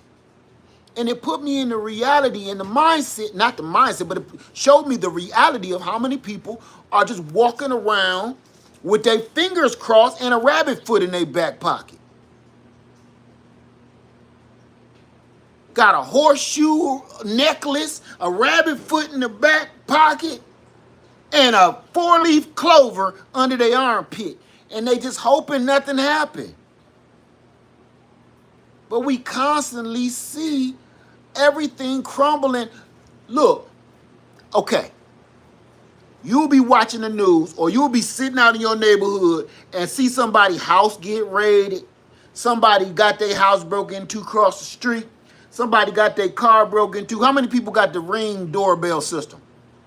When you look at the Ring doorbell system on the neighborhood part, you know what you see? Oh, my house just got broken into, and da-da-da-da-da. Here's the picture. If anybody knows these people's face, can you please let me know? Guess what? When you look at that Ring doorbell system and you look at where exactly it is in your neighborhood, like, damn, that's 3 houses down. Woo! Let me go check my car. Let me go check my back door. Let me go check my garage. Go look at that Ring doorbell system on the neighborhood part of it. Everybody to keep getting their houses, cars, and garages and sheds broken into be across the street from your house. 3 doors down from your house. When the question ain't, the question is, when is it your turn?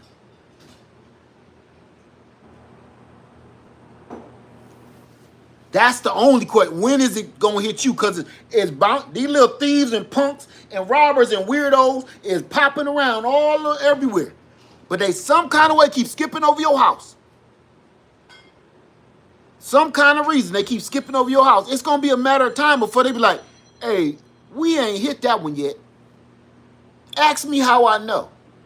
I showed y'all videos over the year of my house getting broken in or invaded several times. Telling you, this ain't no joke. You think cause I'm me, they won't try me?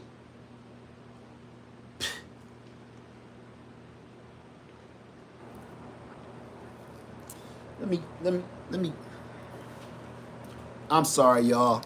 I'm sorry for raving and ranting, and it just throws me off to see how many people are so complacent with their own protection.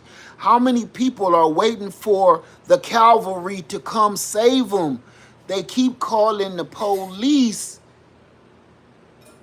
when it's something they could have solved themselves. I'm not saying don't call the police when you really truly have to, but what I am saying is by the time the police get there, for most situations, they're taking a report. They're the cleanup crew.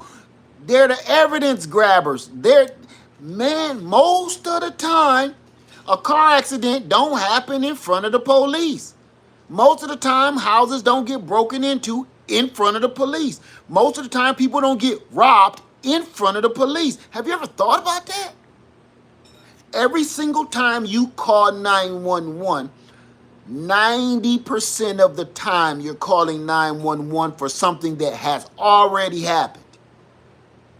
90% of the time you call 911 for the police for something that has already taken place. I'm not talking about the ones that's in the middle of something and they need help right away. I'm talking about most of us, most of the time, I'm even going to give it 90% of the time, you call 911 to call the police because of something that just happened, has already taken place. So they're going to come, get evidence, take reports, find evidence, find witnesses. That's what they do. Where you could have had a chance to stop that, whatever heinous act that happened, if you do it right, mind you. You can't be out here all willy-nilly with no firearm. You have to follow the law, the rules, regulations. That's why I sent y'all over to my friend, a regular gun guy. Go over there and they got professionals. They have trainers. They have people that is trained and certified to teach you how to use and how to carry and a firearm, mind you, plus the legal ramifications on different scenarios like I just gave you here. Thank you, Britton Porter. Thank you for that.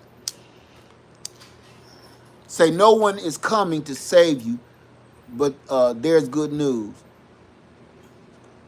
Okay, but listen, I'm not even gonna go down that dark alley of the bad part of sometimes with the police. I'm not gonna do that. All I'm telling you is, hey man,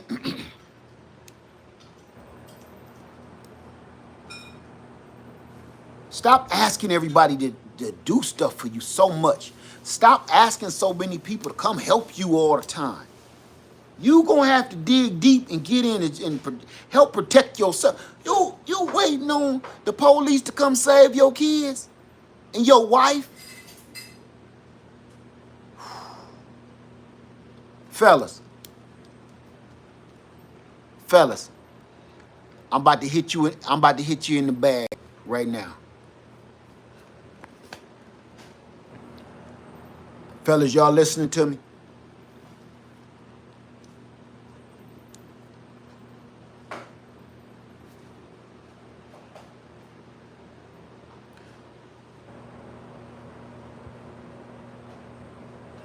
Would you go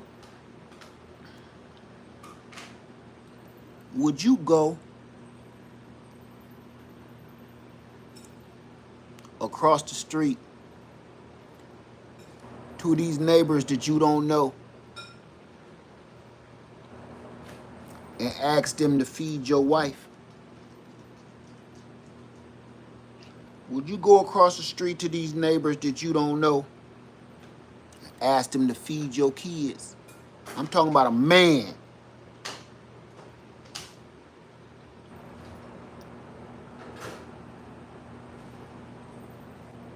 See, there's something funny about that. I know this is a new world in 2024, but I'm old school.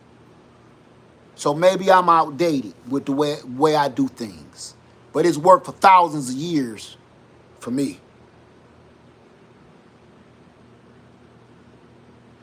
You keep giving up your responsibilities to somebody else.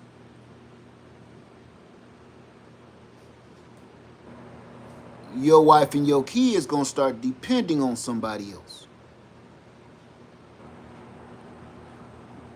For instance, gentlemen, what if your homeboy came over and your wife or your girlfriend been asking for these shoes or this purse or whatever? You ain't never really got the money to get it. Your homeboy come over and bring your wife them shoes or that purse. You gonna let your homeboy give your wife them shoes or that purse?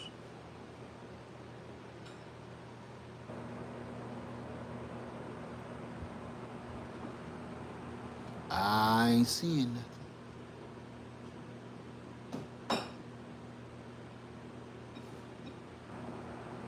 My point of this is, what's the difference between that and every 5 minutes you can't do what you supposed to do, so she called the police all the time? Because she's saying, you can't protect me. You like, hey, yo, why you call the police? You know, and why you call the police? You know, I got a couple sacks back there. You ain't gonna do nothing.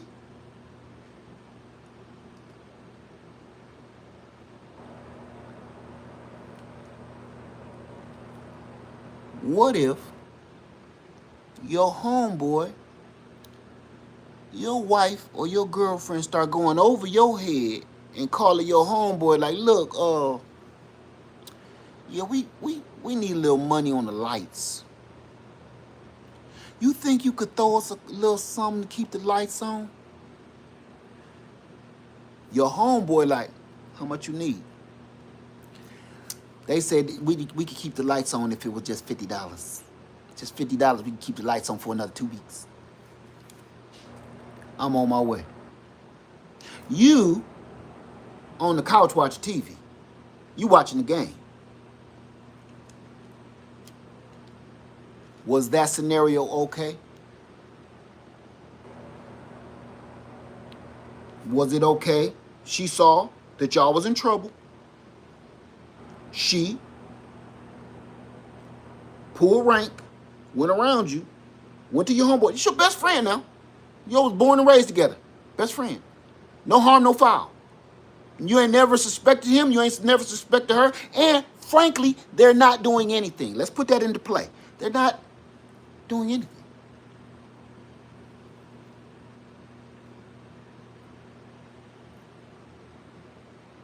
How would you take that? He show up at your doorstep and like, hey, yeah, Selena called me, said y'all a little short on the light bill.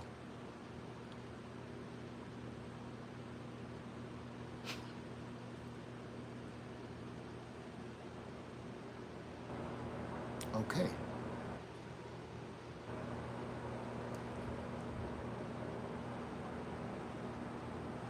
Okay. Ladies,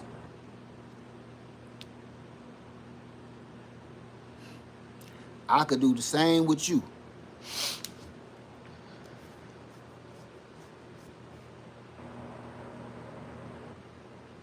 Okay. I'm not here. I'm not a marriage counselor at all. I'm not a relationship counselor at all. But I do know F that. That's why I'm always tired. It's because I do everything that I'm supposed to do. So I can at least say, hey, yo, I gave it a shot, though. I tried. So that's giving you some, hey, calm that down. I'm still out here. Well, they're about to cut the lights out. I'm working on it.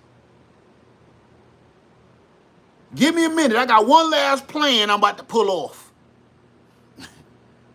I got these $500 shoes. I'm about to go down to the pawn shop. Don't you call nobody on that. Let me handle mine. Once I tell you, give you to go ahead and pull something off, then yeah. But until then, let me keep trying. I got about 4 scratch offs in my back pocket. Give me a minute. But don't go over my head. So what I mean by all of that is, that's the same as you not protecting your family. They start calling other people. Your kids don't depend on you. They start calling Uncle John.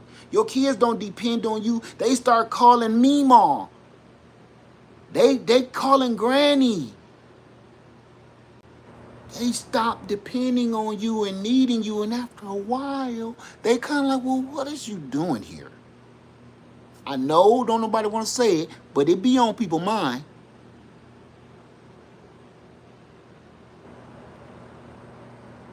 The reason I went down that dark alley, and I know it was horrible and a horrible scenario, but I wanted to tell you is I wanted you to feel that.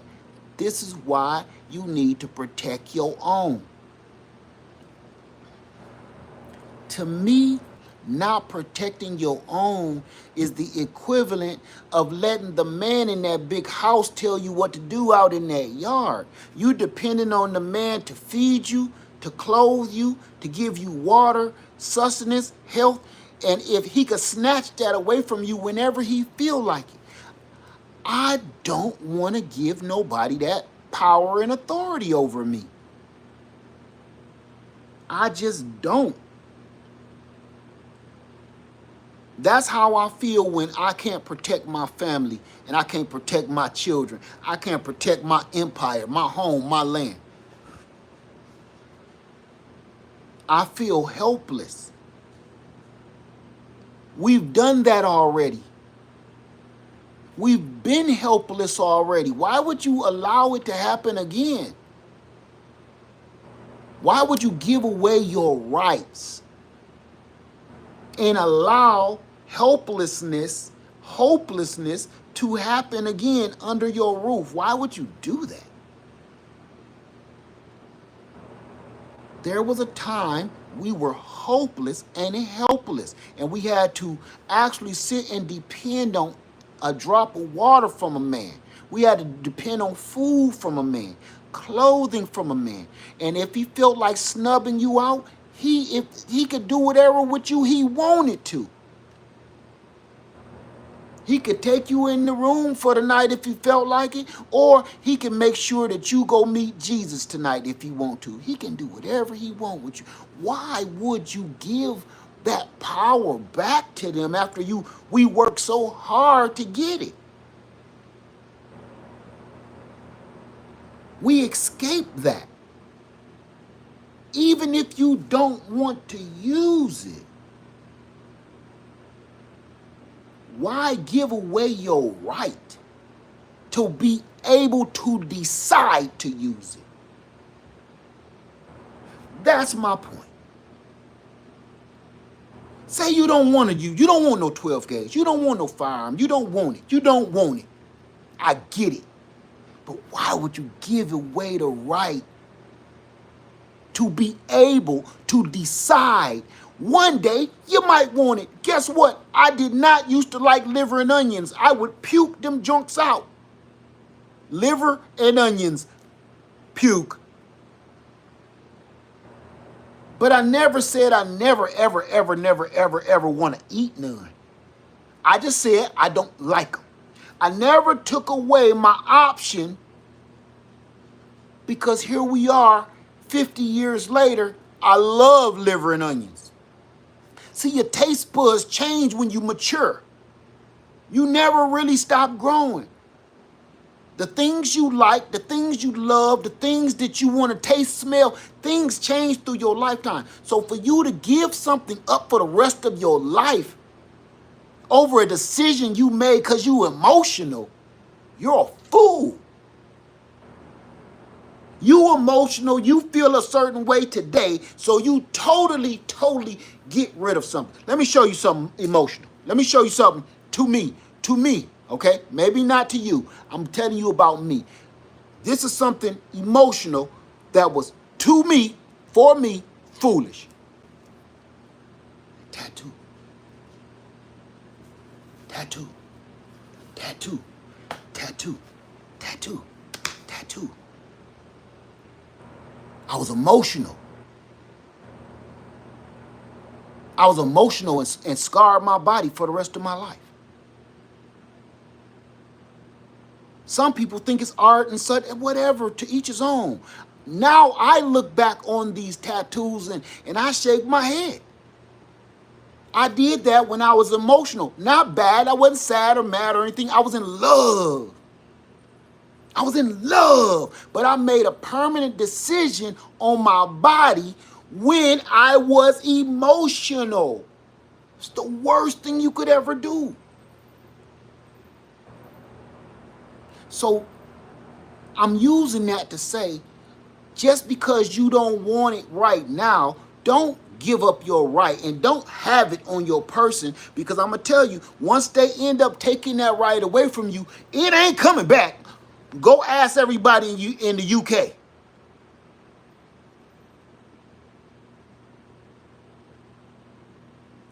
It was a dude in here today say all they let us have is knives. Go ask the people in the UK all you want to. Ain't nothing I'm telling you today that I made up. You give up too many damn rights and you give up the power over yourself and your family. You giving the power to somebody else to tell you and your family what to do when they feel like damn doing it. They feel like rubbing you out, you're gone. And nobody's going to ask you anything about it. Nobody's going to say anything because they know if they speak, they going to get rubbed out. Dig what I'm saying? See how that was a long time ago and we trying to move back to that crap?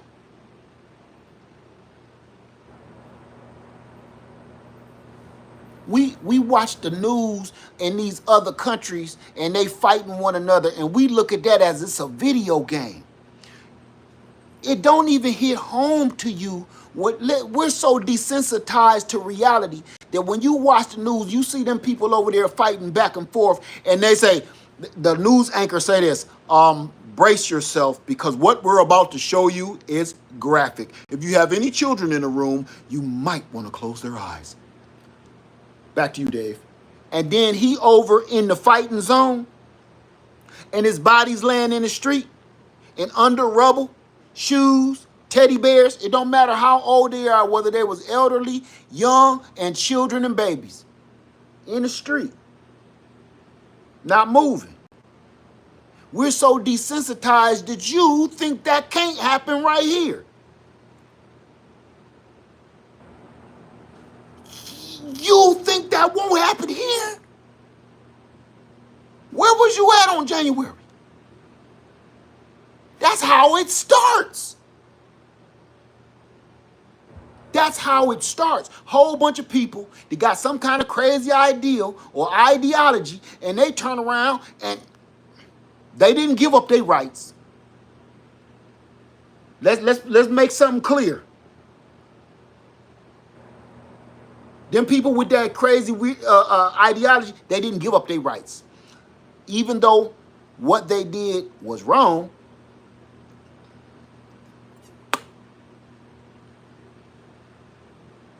they showed you they was ready.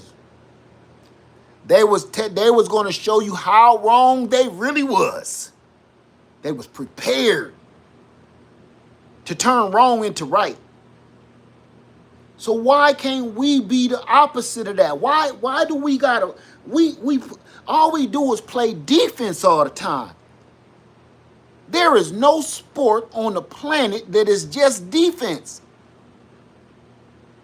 Sometimes you gotta throw a punch.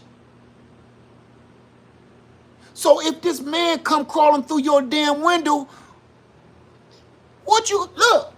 You get a phone. This man come crawling through your window. You gotta swipe it first, and then face recognition. What? Okay, 911. It's a man coming. Too late. You gotta do. It ain't even no landline phones no more back in the day. 911. No.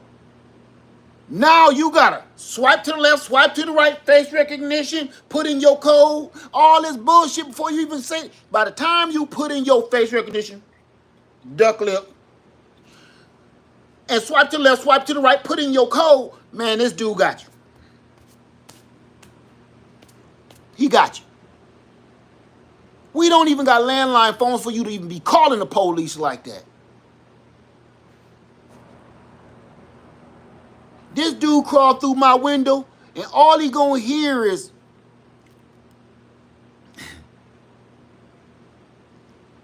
fireworks. It'll be his last firework ever.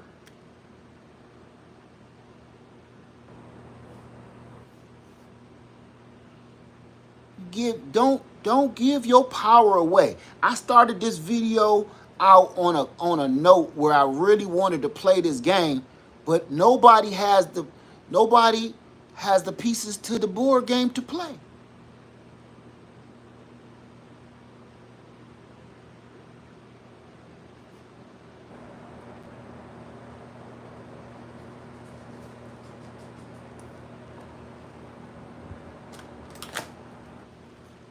Let me see.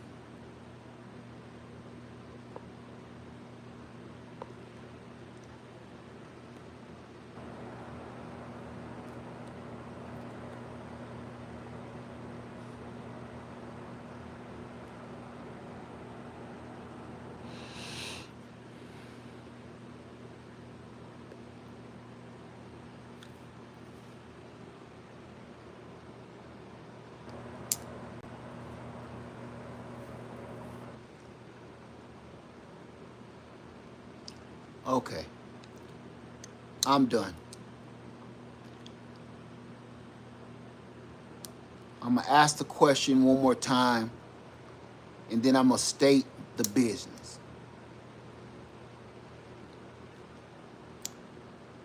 In a bug out situation, in a chaotic scenario, you can only have one rifle, one shotgun, one pistol, one knife.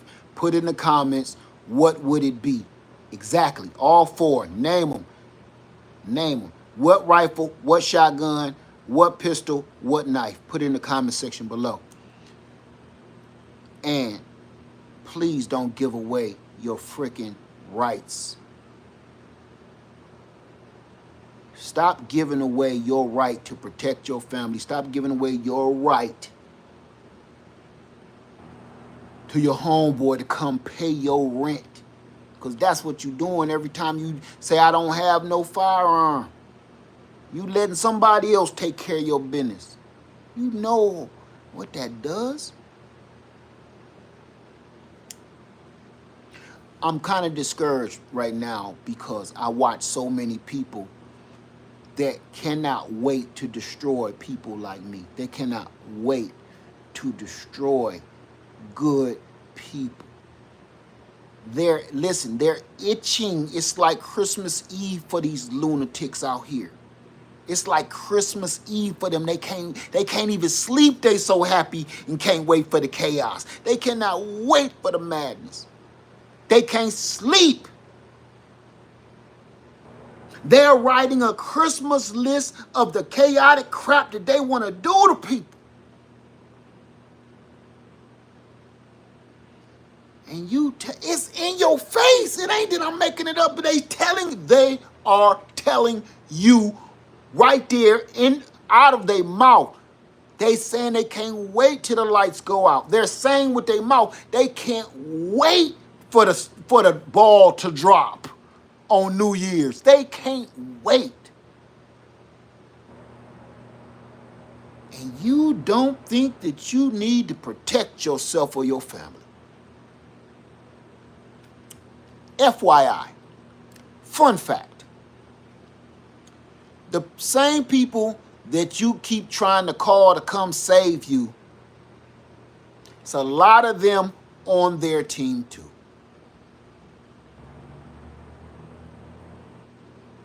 With that being said, Lead Farmer 73, I hope y'all answered the question in the chat.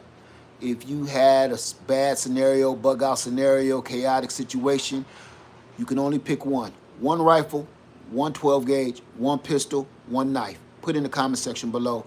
I'm going to sleep. I'm going to bed. Boy, y'all took the wind out of my sail, man. Y'all took the wind out of my sail. Because I promise you, it make a person feel that much more alone when you see the people around you ain't ready. It's scary, man. Yo, how many times have y'all been about to leave the house and go to the store or whatever, go to the concert, go to the game, the football game, and you always got that one friend that's never ready. He's still shaving. Oh, go to the club. He's still shaving. He's still polishing his shoes. She's still doing her hair. She's still painting her nails. Like we were supposed to be there an hour ago and you still washing. I'm in the shower. I'll be down in 5 minutes. Stay away from me. Them kind of people, man, stay away from me, man. Stay away from me. This ain't no time to be being cute. This is not the time in history to be cute. Do you understand? History has been made 100 times over just in the last damn 2 months. Everything that you're watching right now, everything that you're absorbing, everything that you're listening to and seeing is historic. You are living right now in a moment that's going to be captured in time forever. And you're not ready to do anything about it. I don't know if I'm the only one thinking like this. We are in historic times. Things that will be written down and read about hundreds of years from now if God let us sit around this rock any longer. People will read about this. All of it. All of it. The question is, where will you be in those history books? What part of that is you going to play? Are you going to be like one of the people say, yeah, I read about that on the news. Back when I was young, I remember seeing that on the television set. Is that going to be you? Or is you going to stand side by side with your brothers and sisters and do what you got to do? It's a lot of people always waiting for somebody else to do it. I don't get it. And when people tell me they haven't stocked up any food, they don't know how to garden, they don't know have any protection or know anything about a firearm, a knife, or nothing. When people tell me that, as so many people, it scares me, man. And it makes me feel like, number one, who am I gonna call on? You ever felt like everybody always asking you for something, right? Everybody in your family, all of your friends, all of your family members, everything, your co-workers, they always know you got the answer for something. You got this gadget, you got an answer, you got a trick for every little thing that you could pull off to get somebody out of a situation or get something for somebody. How many people right now, somebody always asking you for something? You can't get the remote to work. What do they say? Hey, see if you can get that working. You. They always ask you. But then you turn around and ask somebody for some help and can't nobody help you. That's how I feel right now. I feel like if I really needed that kind of help, I got a handful of people. Like Rick Grimes. That's all I got. They got a whole army, and I got 5 people with a machete, a crossbow, and a slingshot.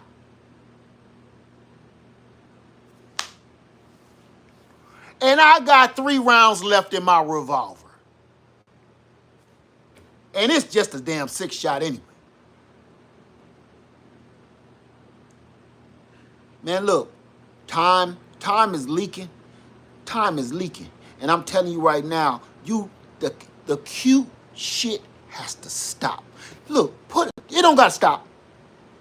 Can you pause the cute bullshit for a few months? Can you put the cutesy pootsy bullshit on pause for a few months, please? Just pause it. You ain't gotta stop it. Go back to the nonsensical bullshit that everybody used to doing in the first place through life. That's fine. Who am I to say?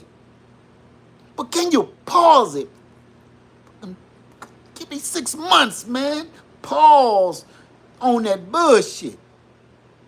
And go, man, put yourself to work. Get something you so really supposed to be doing.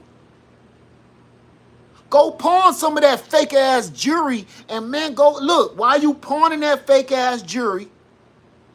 Cause you rocking about 3 or 4 different fucking donkey rope chains, but you walked them. You walking around the city.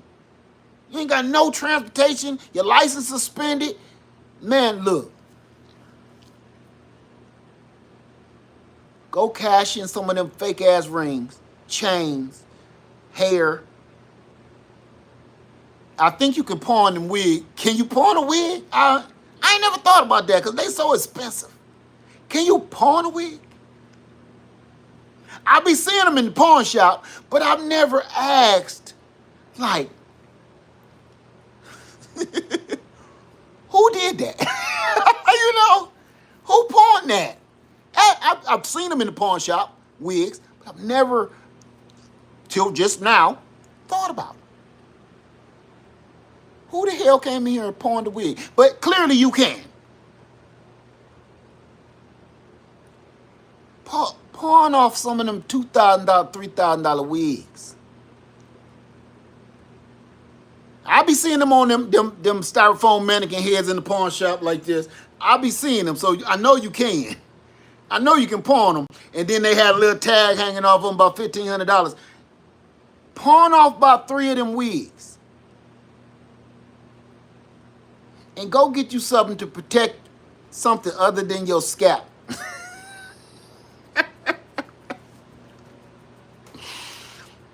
Go get something to protect something other than your scalp. Go get something out that case.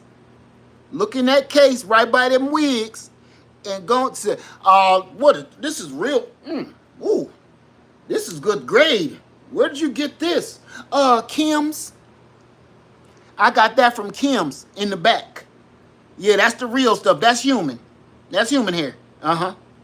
And the dude got his glasses on. He looking like, wait a minute. Is that real human hair? Hey, is the pawn shop the other? Oh.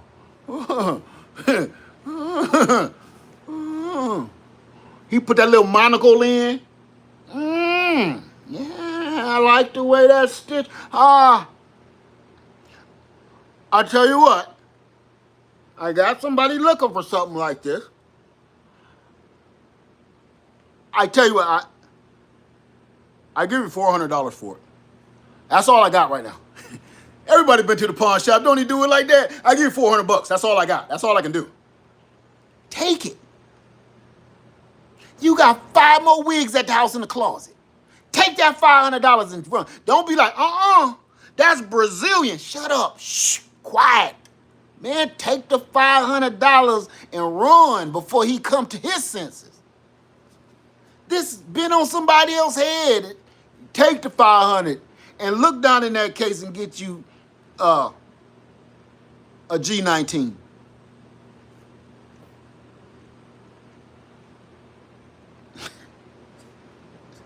I gotta laugh. I gotta make myself laugh, man, to keep from crying half the time, yo.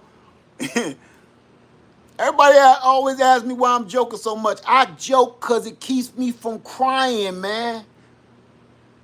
It keeps me from crying. I look around at this world and society, and man, it's hard to find anything good anymore. So all I can do is laugh. I'm like the freaking Joker right now, man. I can't stop laughing at the chaos. I got a sick, twisted sense of humor. I find the funniest things out of the craziest, most horriblest situations. Ask my wife. I'll sit here and be cracking up. I'll be in tears laughing at something horrific I just saw on the news.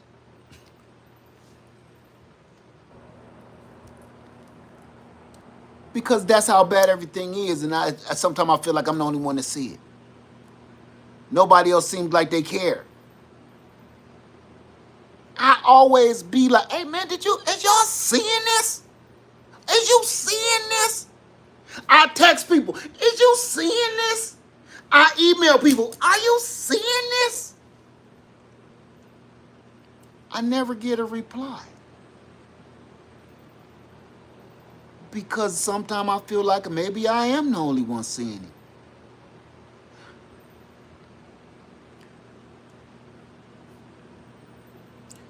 Yo.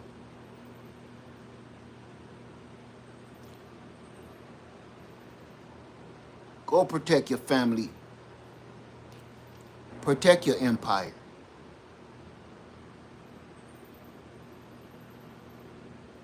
Live Farmer 73. I love y'all. Stay safe. Tighten up. Tighten up.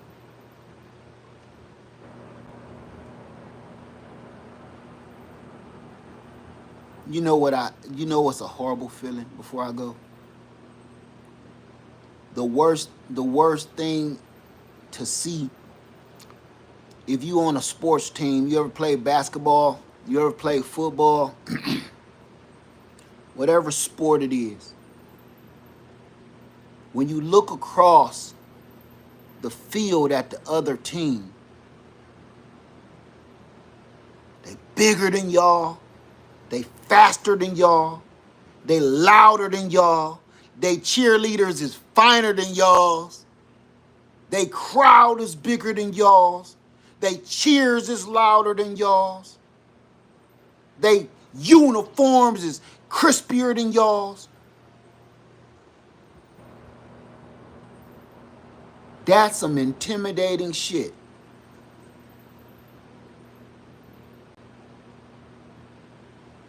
They got their own war chant. And all y'all can do is 1, 2, 3, 4, 5, go. That's all you got. They over there, hoo,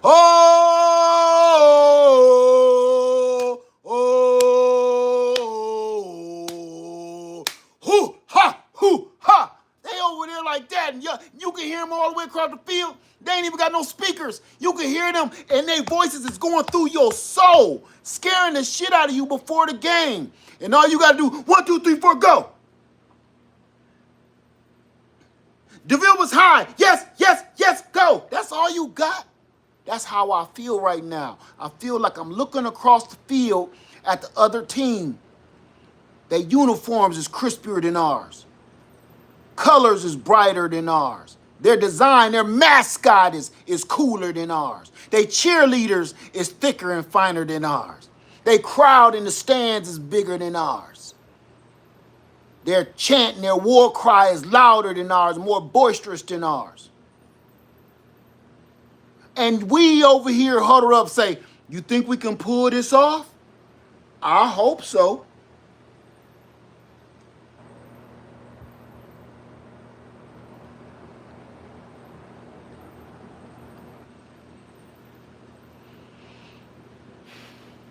I don't know how many people out there ever play basketball or football or whatever sport you play and looked across and seen that kind of intimidation. Whether you won or you lost, it don't matter. You ever looked across the field or looked across the court and saw that kind of intimidation? That kind of intimidation to make you be like, boy, I hope he leave me on the bench today. Because I don't want to be on the field embarrassed. And I don't want to get hurt.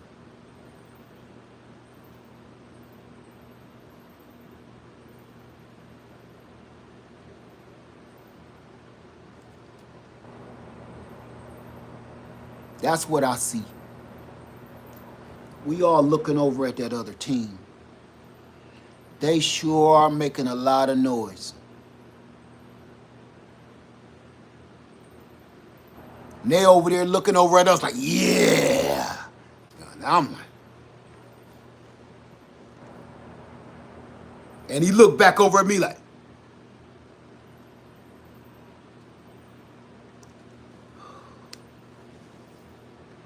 my teammates is saying, Lid, I think he's talking to you.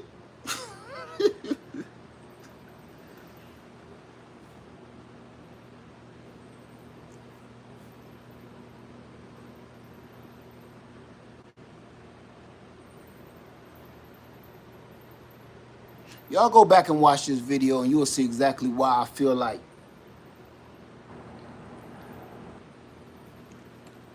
You know, earlier this was some kombucha. This was kombucha earlier. Because I've been trying to work on my weight. I've been through some stuff that people don't know nothing about. And I put on a lot of weight over this last year. And so I've been working on my weight. I'm doing pretty good at it.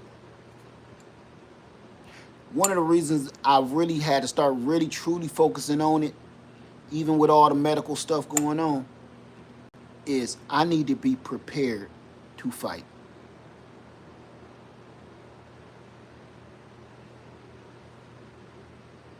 So I've been doing everything in my power to work on my weight and get back into my fighting mode.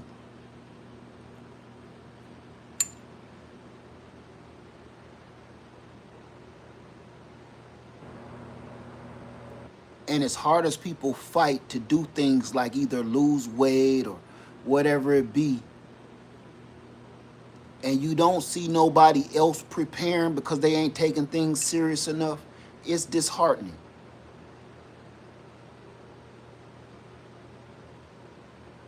Nobody want to grow no food because they thought that was just for girls. I've been telling people for 15 years. This ain't got nothing to do with no damn just for women. This got to do with, man, your family is hungry.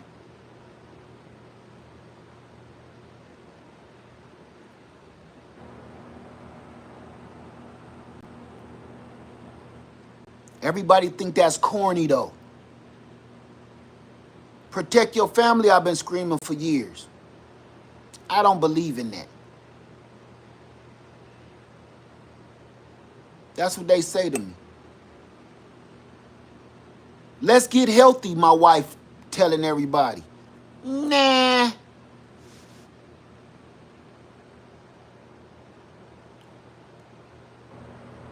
You know, it's a lot of people.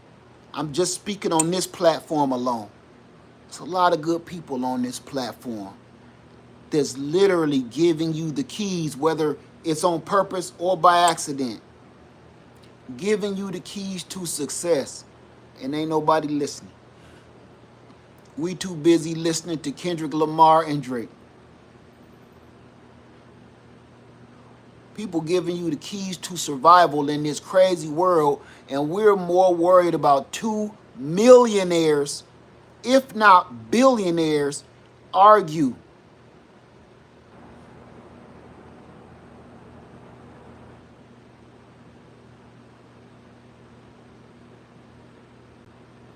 Everybody don't have a 12 gauge shotgun behind their door, but they got all of Kendrick Lamar and Drake's downloads. They purchased them with money. They use whatever it is, cash, Bitcoin. I don't know nothing about all that crazy stuff. PayPal's, Venmos. You bought it. You bought it so you can hear them arguing back and forth.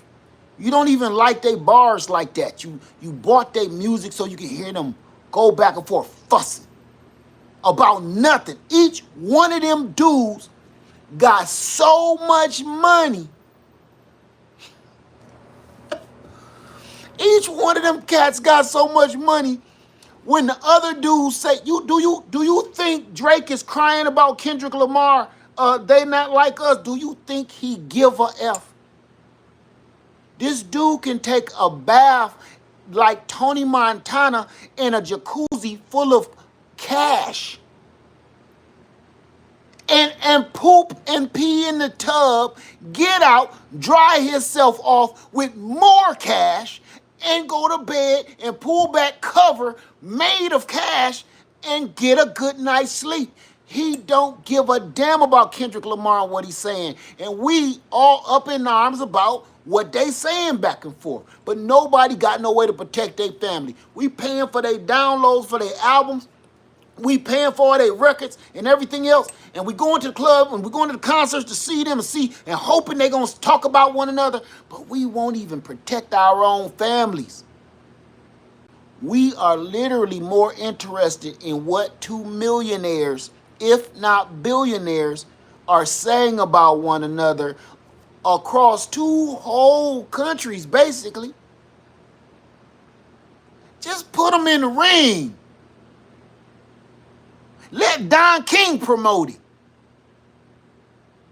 I don't give a damn about what they saying about each other. Man, put them boys on some gloves. Get some gloves on their knuckles, man. Shut up all that bullshit. Put some glove on them knuckles. That's where I am right now in life, man. I'm tired of hearing all. I'm tired of hearing all that everybody talk. Nobody ready to do nothing, though. Nobody ready to work. But then that's the sad part, because I see the people that really are ready to work is the, oh my God. When I was a kid, there was this freaking cartoon with Dastardly Deeds. What was it? The Amazing Race or something like that. It was a bad team with Dastardly Deeds and all the Grape Ape in them. It was a good team of cartoon characters by Hanna-Barbera and a bad side. And all the bad side kept playing dirty. And all the good team was just running the race normal. I feel like I'm in the middle of that. The good guys is stupid and gullible. And the bad guys is doing any and everything to win. And I can see them. Somebody tell, yeah, Muttley. Y'all saying, y'all speaking my language now. Somebody said my language. Wacky Racist. The great cartoon race. Thank you, y'all. Speed Racer, all of them. Scooby-Doo. They all racing, and you can see what Dastardly Deeds and them is doing. They cheating, they changing the road, they painting a whole fake road with a tunnel on a rock so you can run into it. Everything. They'll be in the lead, and like Bluto and Popeye. Everything. To cheat. I've never seen such a thing in my life. And I've never seen so many people rooting for the cheaters. The liars and the cheaters, I've never seen it, man. It scares me. It scares me, yo. I don't care what you say about it. I don't care what you think about it. It scares me to see so many people giving all them lies and that cheating a pass. It scares me.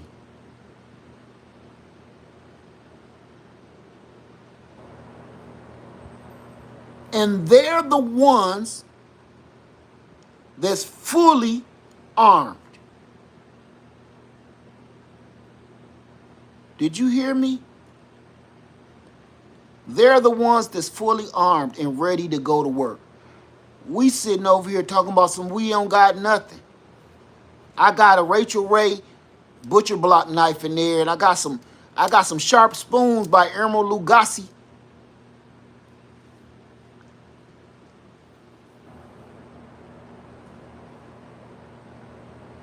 I got some sharp stilettos with a goldfish in the bottom of them.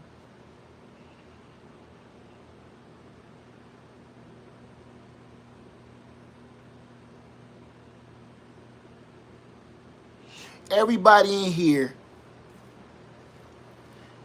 you should have one of the boomsticks behind your door. That's all I'm saying. I'm not telling nobody nothing. But you know, everybody in here, whether you need everybody, every household, every house that's sold in America should come with a 12 gauge.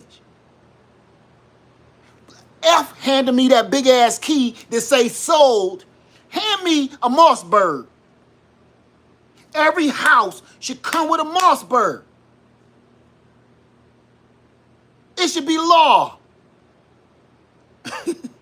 It should be law.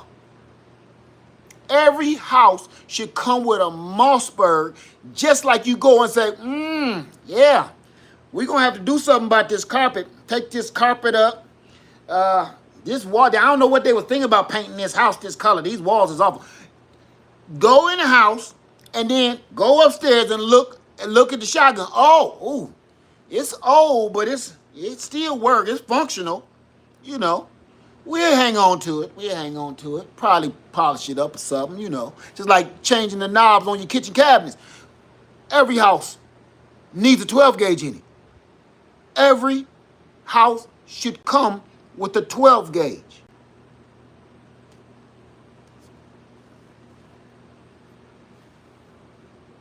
Period. It should be in law. In Kennesaw, Georgia, I lived in Kennesaw, Georgia about 25 years ago. I lived in Kennesaw, Georgia. It is the law in Kennesaw, Georgia, still on the books to this very day. It is actually illegal not to own a firearm. In Kennesaw, Georgia, if the police really wanted to mess with you, you doing everything right. If they looked on your hip and looked in your car and said you don't have a firearm, if they really, really wanted to pick at you, you just broke the law. Kennesaw, Georgia, still on the books, still on the law. It's still the law. To this very day. Go look it up. When I lived there and found that out, I could not believe it. But I was like, I'm good. Go look it up. It's just no excuse, man. It's like having a kitchen with no utensils. No pots, no pans, no spoons, no knife, no peanut, no butter. How the hell how are you in a house and no way to protect it? I don't understand. If you don't have, okay, and I'm going to be done. I'm leaving on this note. Because I'm about to go pour me a shot of Hennessy after this.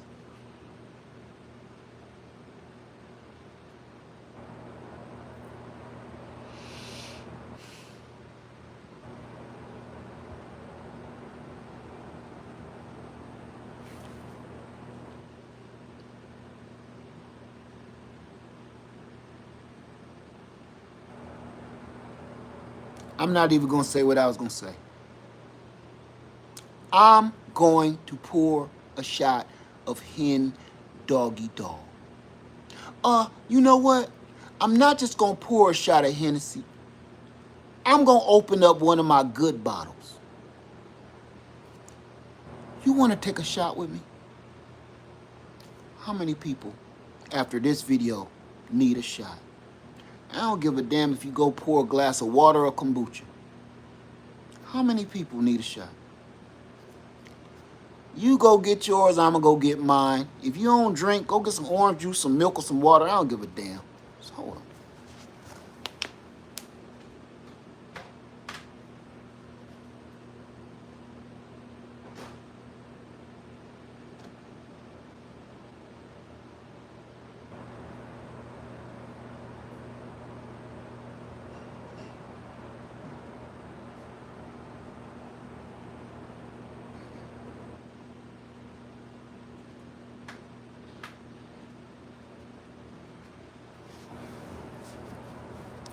I've been saving this for company.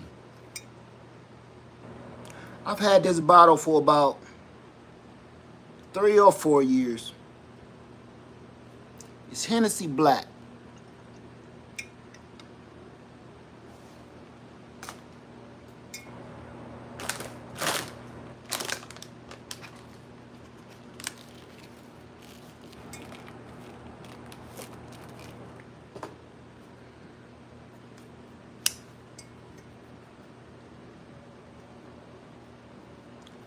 I've had it so long, I don't even know how to open it.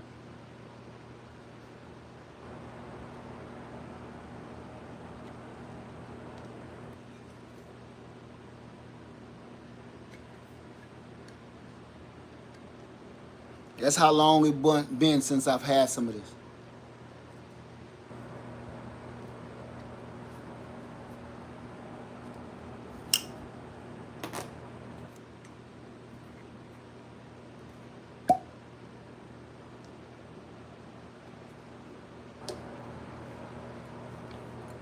I'm gonna pour this in this old dirty kombucha glass.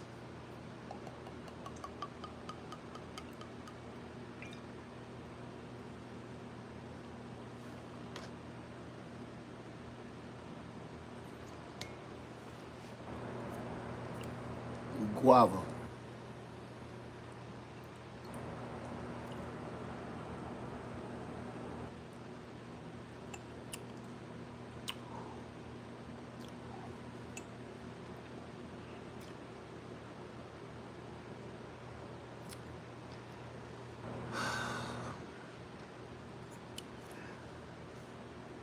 After this video, I just felt like guava, and for everybody you see it's a dirty glass, it's okay. For everybody don't know what guava means, it means thank you, I love you, aloha, welcome. It means everything just like aloha. When I tell you guava, I'm showing my love and respect for you. Guava. It also means cheers.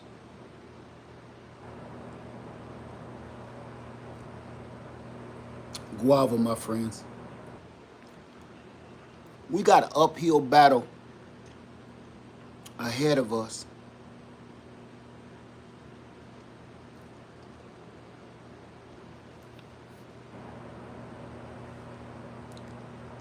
And ain't nobody lacing up their boots.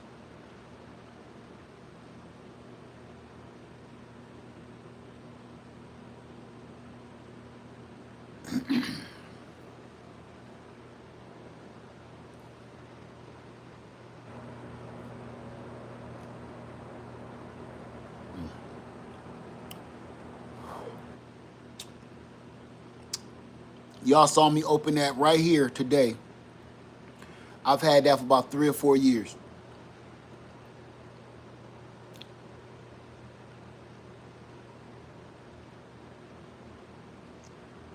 Guava.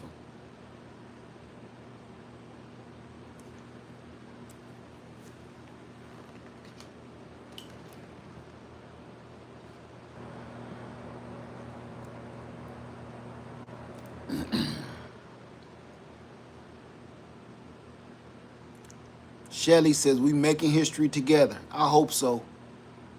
I hope so. I hope so.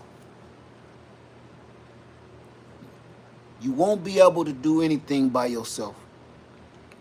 I've said this so many times on YouTube and it's been misconstrued many a times.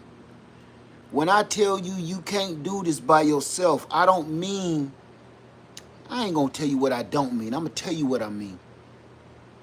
When I say you can't do this by yourself, you can do everything by your damn self. You can do anything by yourself. But look how much harder you gotta work to get the smallest thing accomplished by your damn self. See, everybody misconstrue that when I say you can't do nothing by yourself. You can. But look how much easier and smoother it go when you got somebody that got your damn back. When somebody there to help you, when somebody there to pick you up when you fail, when somebody to, look, when you got sick back in 2020, somebody was there to keep going to work to pay the bills. Somebody was there to keep going outside to cut the damn grass. Somebody was there to still answer the door. Somebody was there. You can live by yourself. You can do things by yourself. But when you got a crew, you got a team, you got like-minded individuals around you, things go better. Period. I said that about YouTube years ago. Nobody understood what I was talking about. I was like, listen, man, you can't do this by yourself. And everybody, oh, I can do it by myself. You can.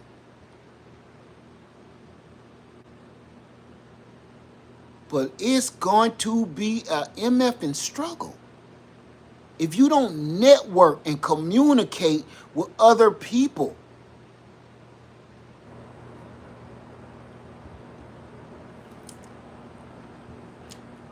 You know, I'm going to say this right here. We keep talking about when the time comes, we going to come together and unify. When the time comes, we going to come together and we will succeed. If we can't do that right MFing now, what the hell make you think we going to be able to get together and be like-minded in the future? When I talk about communities on land, and we can't even cooperate on YouTube. It's people out there slinging mud at each other on a constant basis on YouTube that won't cooperate. Same like minds doing the same stuff, but it can't stand one another. So what the hell make you think you can move into a community with some? So people keep telling me, I'm gonna go into that. People keep telling me we should move into a community and live in harmony with all these different people and family and loved ones and blah, blah, blah. And at the same time, you couldn't live with that many suckers in your house, let alone buying 50 acres and moving all these families and people on it. I'm watching. Right, it sounds good. I'm watching one of the biggest debacles between some people on some land that's supposed to be one in the eyes of the Lord. I'm watching the biggest, most embarrassing mess. Almost one of the biggest ones I've ever seen on YouTube. I've seen one that rivals that. I ain't saying I was no part of it, but boy. Now, these are well, not two. These are a bunch of individuals that's supposed to be brethren in the eyes of the Lord.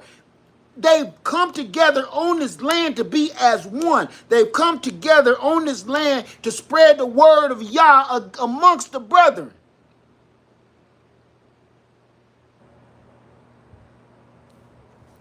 How come y'all can't get along? It's plenty of money everywhere. Plenty of women. Plenty of men. Plenty of tools. Plenty of help.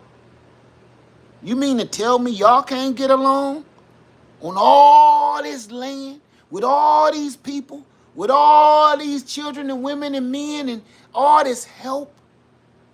What message does that say to the rest of the people that was even thinking about joining in with your camps? That's why when people say, "Led, when you get your land, you got your land, is you gonna start a community?" Hell no. And people say, "That's selfish. You got all that land and you ain't gonna share with nobody else." I didn't say that. I said I'm not gonna share with you. My DNA strand is welcome. Because people turn on each other, man. Family, friends, or foe. But at least if it's my own DNA, I know how to handle that. I ain't gonna let a whole bunch of people outside my DNA chain come and stab me in my back. Led, you gonna let people move to freedom makers? No, no speaking no English. No vacancies. But you got all this land, squirrels, deer, they all booked up. I got deer, squirrels, coyotes, foxes, beavers, chipmunks. I'm all booked up.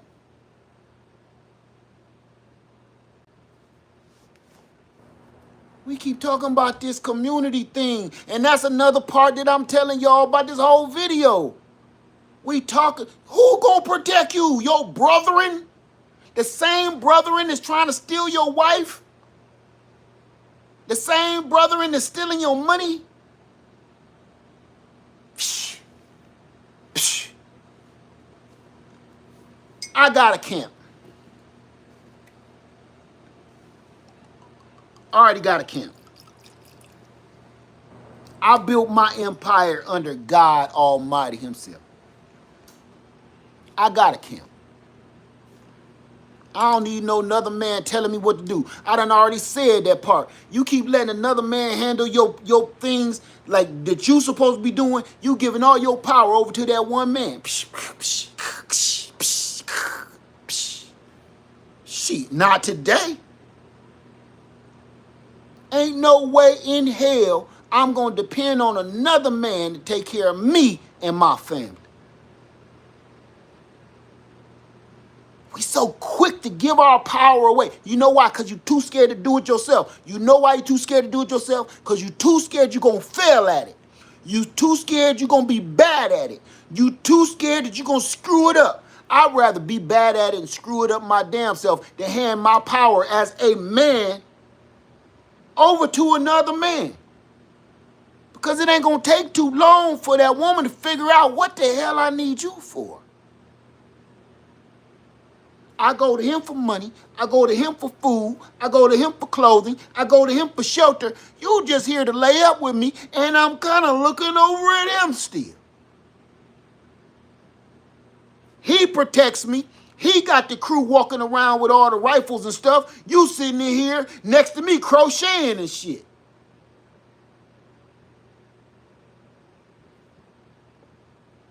We do not need no help in here crocheting.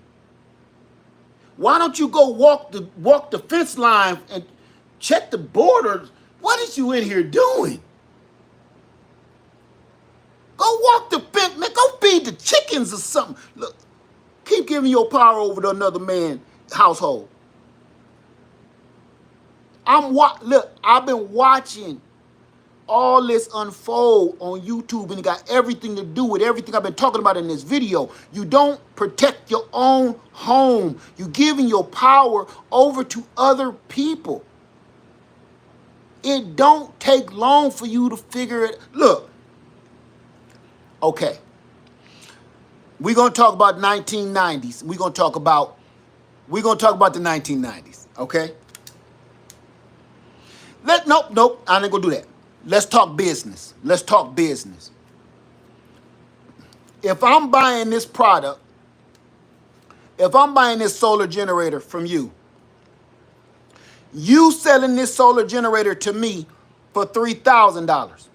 You selling this solar generator to me for $3,000 because you know you need your cut. So you gonna sell this solar generator to me for $3,000 because you know your cut is $1,500, right? You bought it from the man for $1,000. The man want his $5,000, his $500 profit, right? Okay. You are selling it to me for $3,000 so you can get your $1,500, and then the man that gave it to you can make his $500 off of it. It don't take the dude that bought it from you very long to start figuring out, if I get rid of the middleman, I can get it for $1,500 too. The reason why I was talking about the 90s is that's how a lot of stuff went on back then. I ain't gonna go down that alley, but you dig what I'm saying. I'm getting all my packs from you.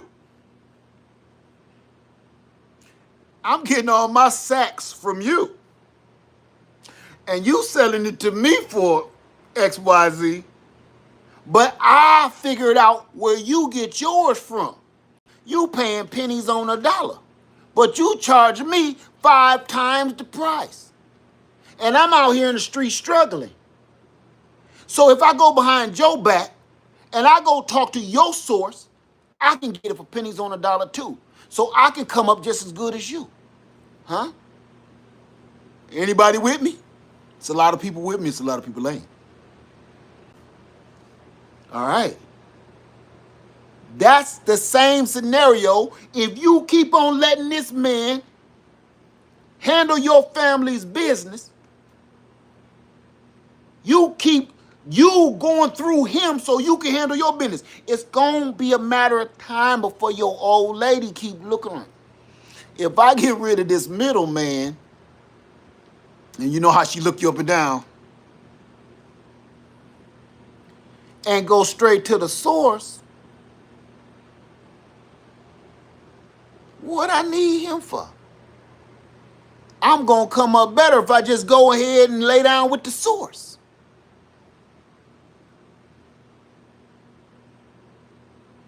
See, all life is like the dope game, man.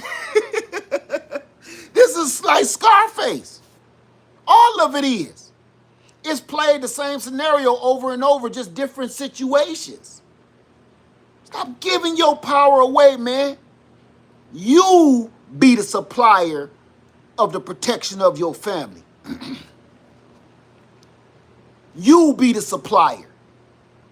Don't be the go-to, be the supplier of the protection, the love, and all of that for your family. Man, give that over to no another man. Look, I die first before I give my power over to a whole nother man, human being, to take care of me and my family. And then you turn around and say you do it all in the word or for the love of Yah. You gave your, and then to switch the words around to make it try to make sense. That don't make no sense, man. I don't care how you read that. That ain't it. That ain't it. And the bad part is, man,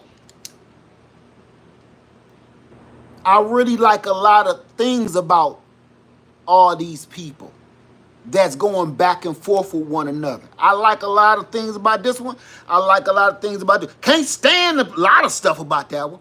But it's like, man, I respect the work. I respect the work. You know, I respect your position. But at the same time, I'm like, man, y'all keep this off the internet.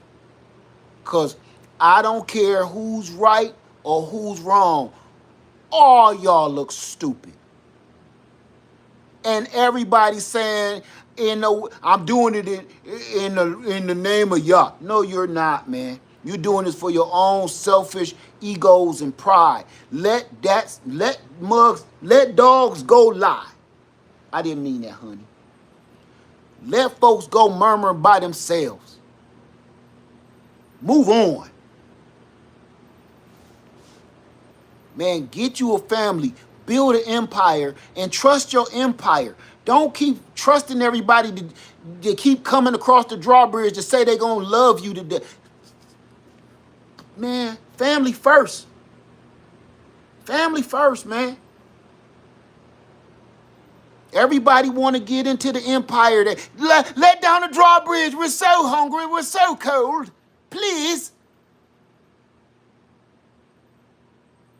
Open the door.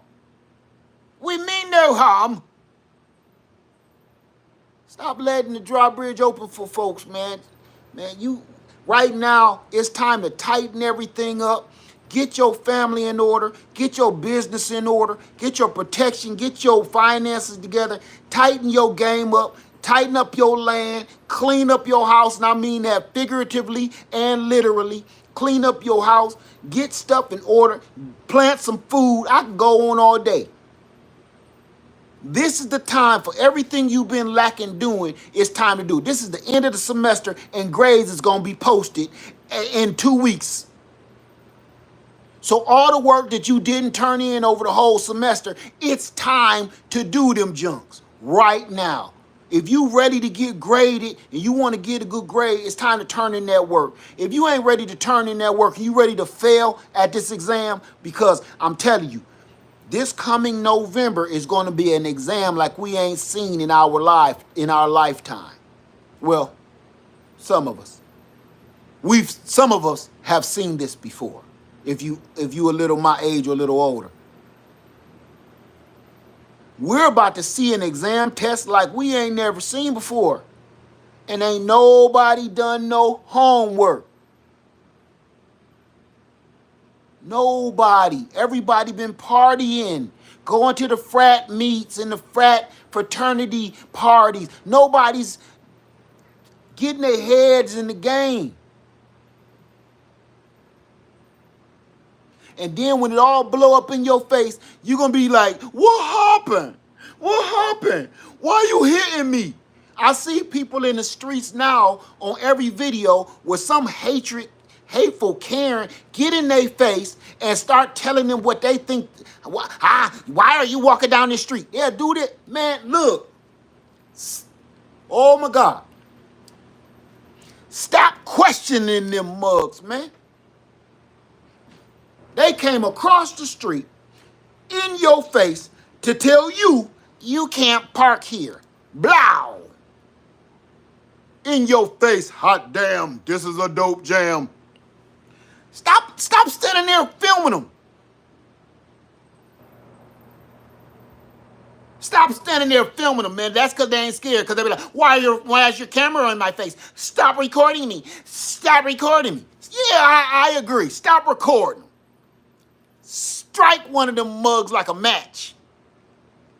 Strike them like lightning, and I bet you they going back across the street. Man, leave me alone. I'm tired of that bullshit. Strike one of them suckers like a match, man.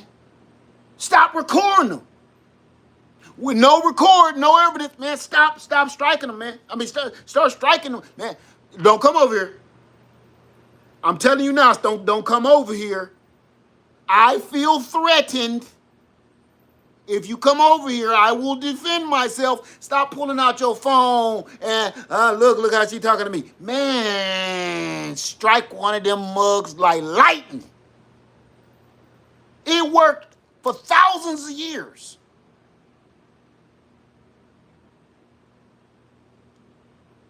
People didn't have a whole bunch to say in the 70s and in the 80s and the early 90s because they knew you come across that street, boy, I will light your pot of gravy up so quick. Don't come over here. That bullshit, man.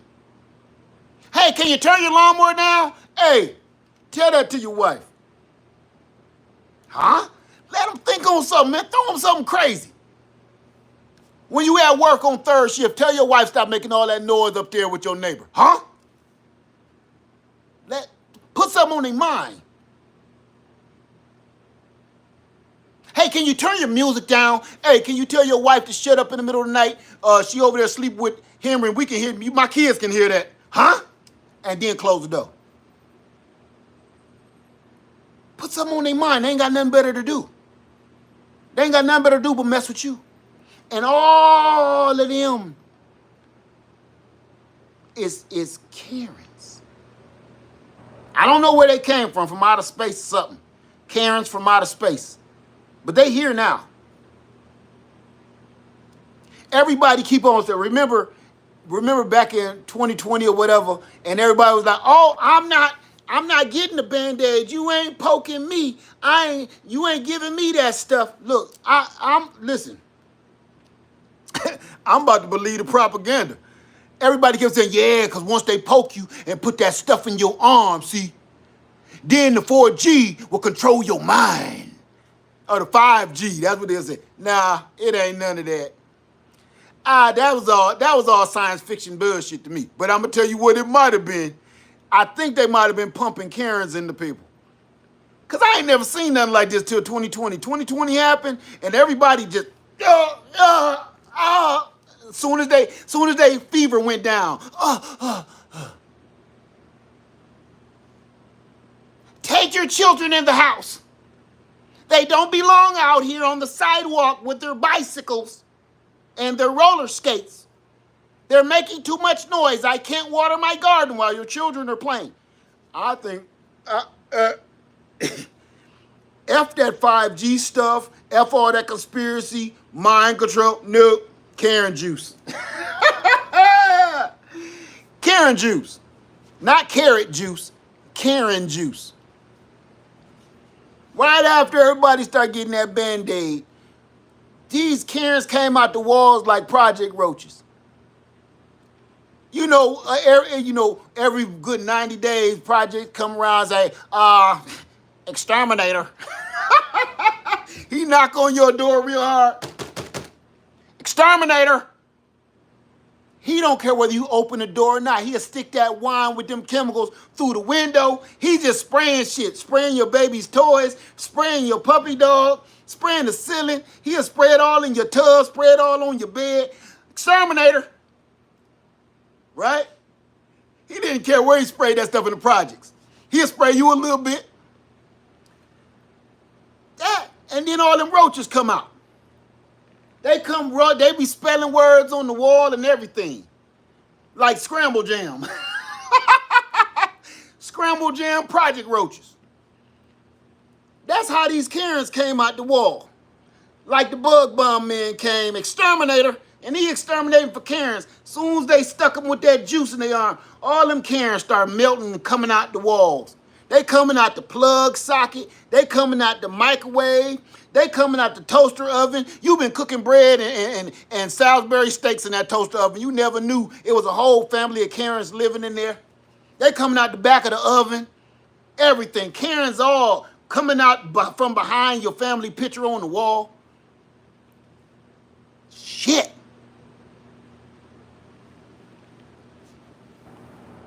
That's what everybody all got that nonsense. It ain't that. I think they poked everybody and gave them a bunch of Karen juice. Stop filming them, man. Strike them suckers like a match. Strike them like lightning. Smokestack lightning. I'm tired, man. I'm tired of all, and I am ranting. This ain't no frosted mini rant. This is a full-fledged ranch dressing day. Strike them like lightning. Take your goof ass back across the street. Don't come over here. Soon as they step off the sidewalk, I feel threatened. Don't come any closer. Say it loud so all the cameras in the neighborhood can hear you. Don't come any closer. I feel threatened. The way you looking at me hurts me. So if they get any closer and you strike them like a match, it's documented. We got to put a stop to this bullshit. Yo. Am I the only one? Am I the only one to think this is the most bizarrest shit I've ever seen? Look, I've only been on this rock for 51 years, and I ain't never seen nothing like this, man. Never. When I was a kid, I used to see grown folks settle that immediately. It was over. I never forget my daddy, man. We was at a Kmart. It was winter time. All this snow on the ground. My daddy had this rust color Ford LTD. And this man had this like a Eldorado, Cadillac Eldorado. One of them long ones. And my dad was turning around the corner, and the man in the Eldorado said, "You watch where you're going, you freaking N-word." We could hear that with the windows up. That man's windows was up, our windows was up. Now, I'm a little kid. I can even hear it. My daddy, look here. My daddy looked back in the back seat at me and my little sister like this. He wanted to see if we heard it. We was both like this. We heard it. Soon as we heard it, my daddy got out that car. The car wasn't even in park. My mama had to put the car in park. She told him, "Get back in the car." My kids seen that one. He punched through that man's window, dragged him out that car, and he shook him like an old Persian rug. All I know is, I don't know if you ever had a strawberry snow cone or a cherry snow cone, because I can't say what I want to say. But I remember looking out the window in that big old Ford LTD, and I looked down at the snow, and it looked like a cherry slushy. And I remember hearing my daddy say, "Now what you call me? Nothing, let me go." Those was the 70s. That's what I thought, sucker. That was it. That was a true Led's life story. That snow, we went and parked. The man, of course, didn't go in the store. He left. We went and parked, and when we was walking in the store into that Kmart on Central Avenue, we walk in the store. My dumb ass looked down there at the snow like, wow. It looked just like a Slurpee. My mama said, "Come on here. Stop looking at that." That day I knew I could ask my daddy for anything I wanted and I was going to get it. "Dad, can I have this transformer?" "Yeah, I don't care." You hear what that sucker said to me? I heard him, Dad. Yeah, don't let nobody say that to you. You hear me? Don't let no man say that to you. One of Led's true Hollywood stories. I never forgot it. I saw the whole thing like it was a movie.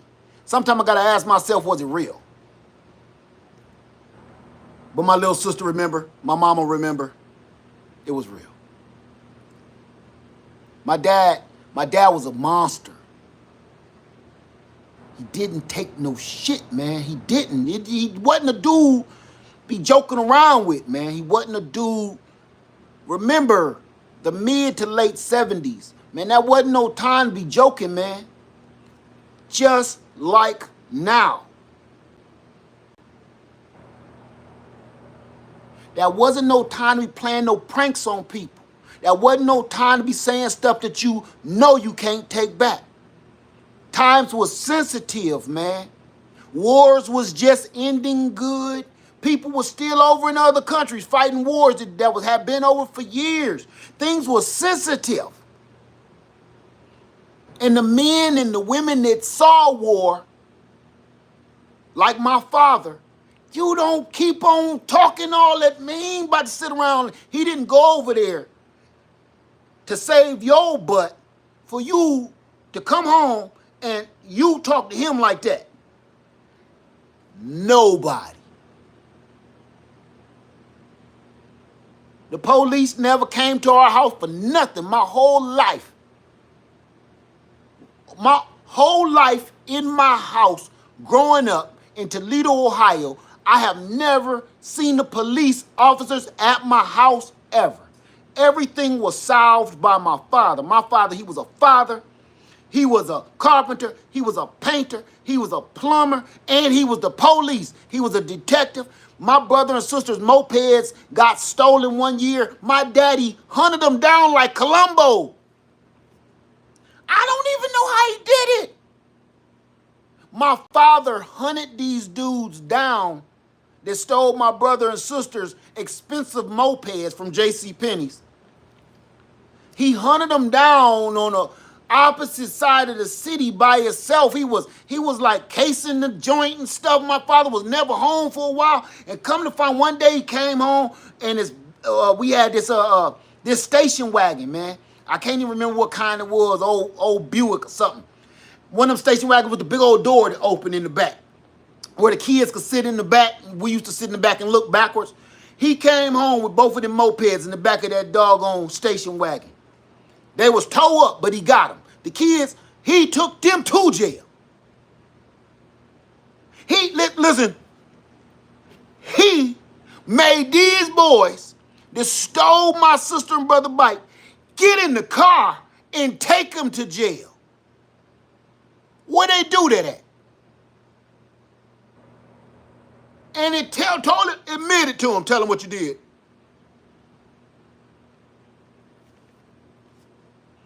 Years later, my bike gets stolen. Who finds my bike? My daddy found my bike. We didn't call the police. And made him say sorry. Tell him you're sorry. Sorry. See you at school. I don't care what nobody say, man.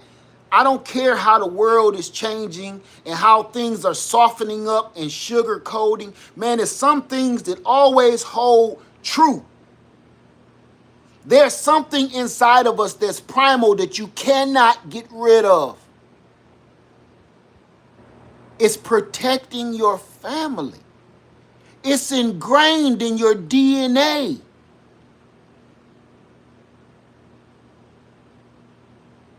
And everybody keep giving that away.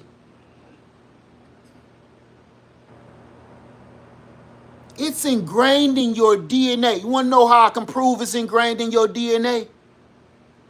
Because whether you're passive aggressive, you don't want to do nothing about it, you don't want to speak on it, you don't want to have nothing to do with this, it's in your mind and inside your spirit, you're furious. Your spirit wants to do something about it, but the flesh is weak. That's how I can tell you it's ingrained in your DNA to protect your family, protect your empire, protect those that can't protect themselves. It's in here. Whether you see some bullshit on TV, you see it on a movie, that's why you always rooting for the good guy, the underdog, because it's in your spirit to protect that person. You might hate the underdog, but it's in your DNA to protect that person. You want to see them shine. You want to see them win. Why would you give that over to a whole nother entity or human being for something you're supposed to do? A gift that God gave you. You want to give your gift that God gave you to another man? God ingrained that in you to protect and watch over. What did he tell you? Watch over the land, right? We're watchers, right? Come on, somebody tell me. We're supposed to be watchers over this land.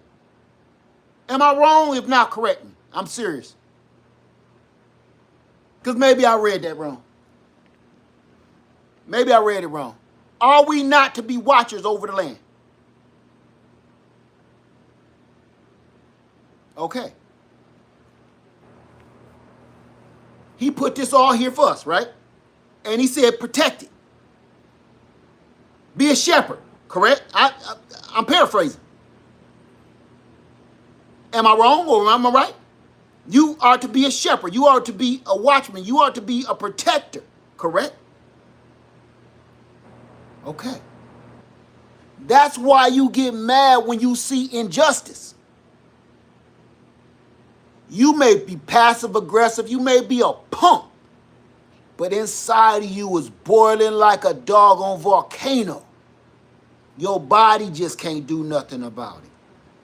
But your spirit is like a doggone, what's the thing called? Oh my God. What's that firebird called? What's that firebird called? Not a Oh my God, I cannot think of it. But that every time I think of my spirit, how a phoenix. Thank you. That's how my spirit feel when I'm mad. I want to let that phoenix out and burn up everything that's causing all the trouble. You feel it too. See how quick everybody was on that phoenix? They knew because you felt it. You felt that feeling before, like, I want to get up from this bus. This dude is on the bus messing with everybody. He in people's face. He picking fights inside your soul, even though you looking down at your feet. Inside your spirit is a phoenix that you want to let loose and go over there and turn this dude into puree. The more we stay passive and the more we keep letting people walk all over us, and the more we keep that phoenix bottled up inside of us, the more they're going to think it's okay to let it happen. It's a lot of things being done right now in the media that, man, people is letting that phoenix out and they tired of being humped. And the world, and we're showing it. We're tired of that.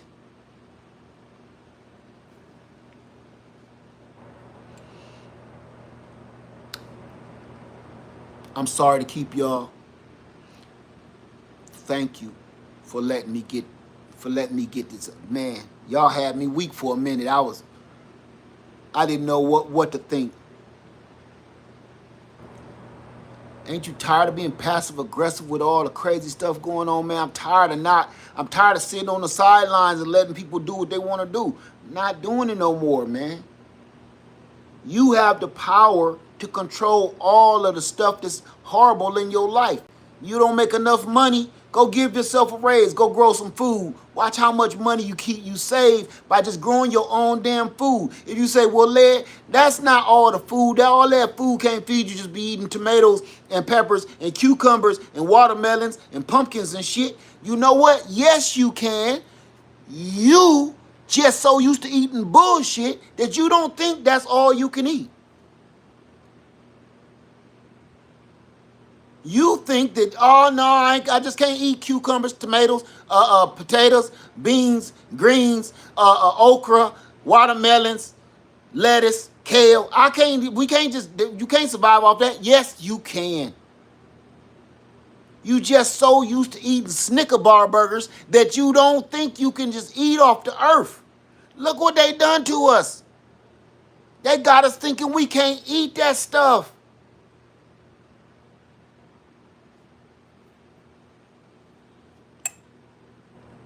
Family. This is 2024. When that 25 roll around,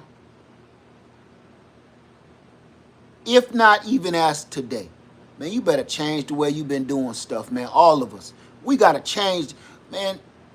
Ain't we done figured out none of this stuff worked for us? This wasn't built for us. This was not built for us. You ever put on a pair of shoes, you saw your friend had some. You had some Nike Cortez, right? Your friend got some Nike Cortez, the old school. I love them shoes, but my feet so wide. You ever seen a mother sucker with a wide foot put on a Nike Cortez or a cross-training tennis shoe, the kind with the pointy toe like this, but your big fat wide ass foot is like this? When you put on a little skinny shoe like that, I can count all your toes and see all your toenails need to be clipped in that little ass shoe. You want to know why? That shoe ain't built for you. You just won't believe it. You keep looking down at that Nike Cortez or that cross trainer and think you looking fly, where the bottom, the rubber under the bottom is only that wide and your foot is touching the side off the ground, touching the ground. That shoe ain't built for you. This system is not built for us. It was built by us and built around us. It was not built for us. Somebody take that quote and make it into a short and send it. This system was built by us. It was built around us, but it was not built for us. And we keep trying to fit in. Guava.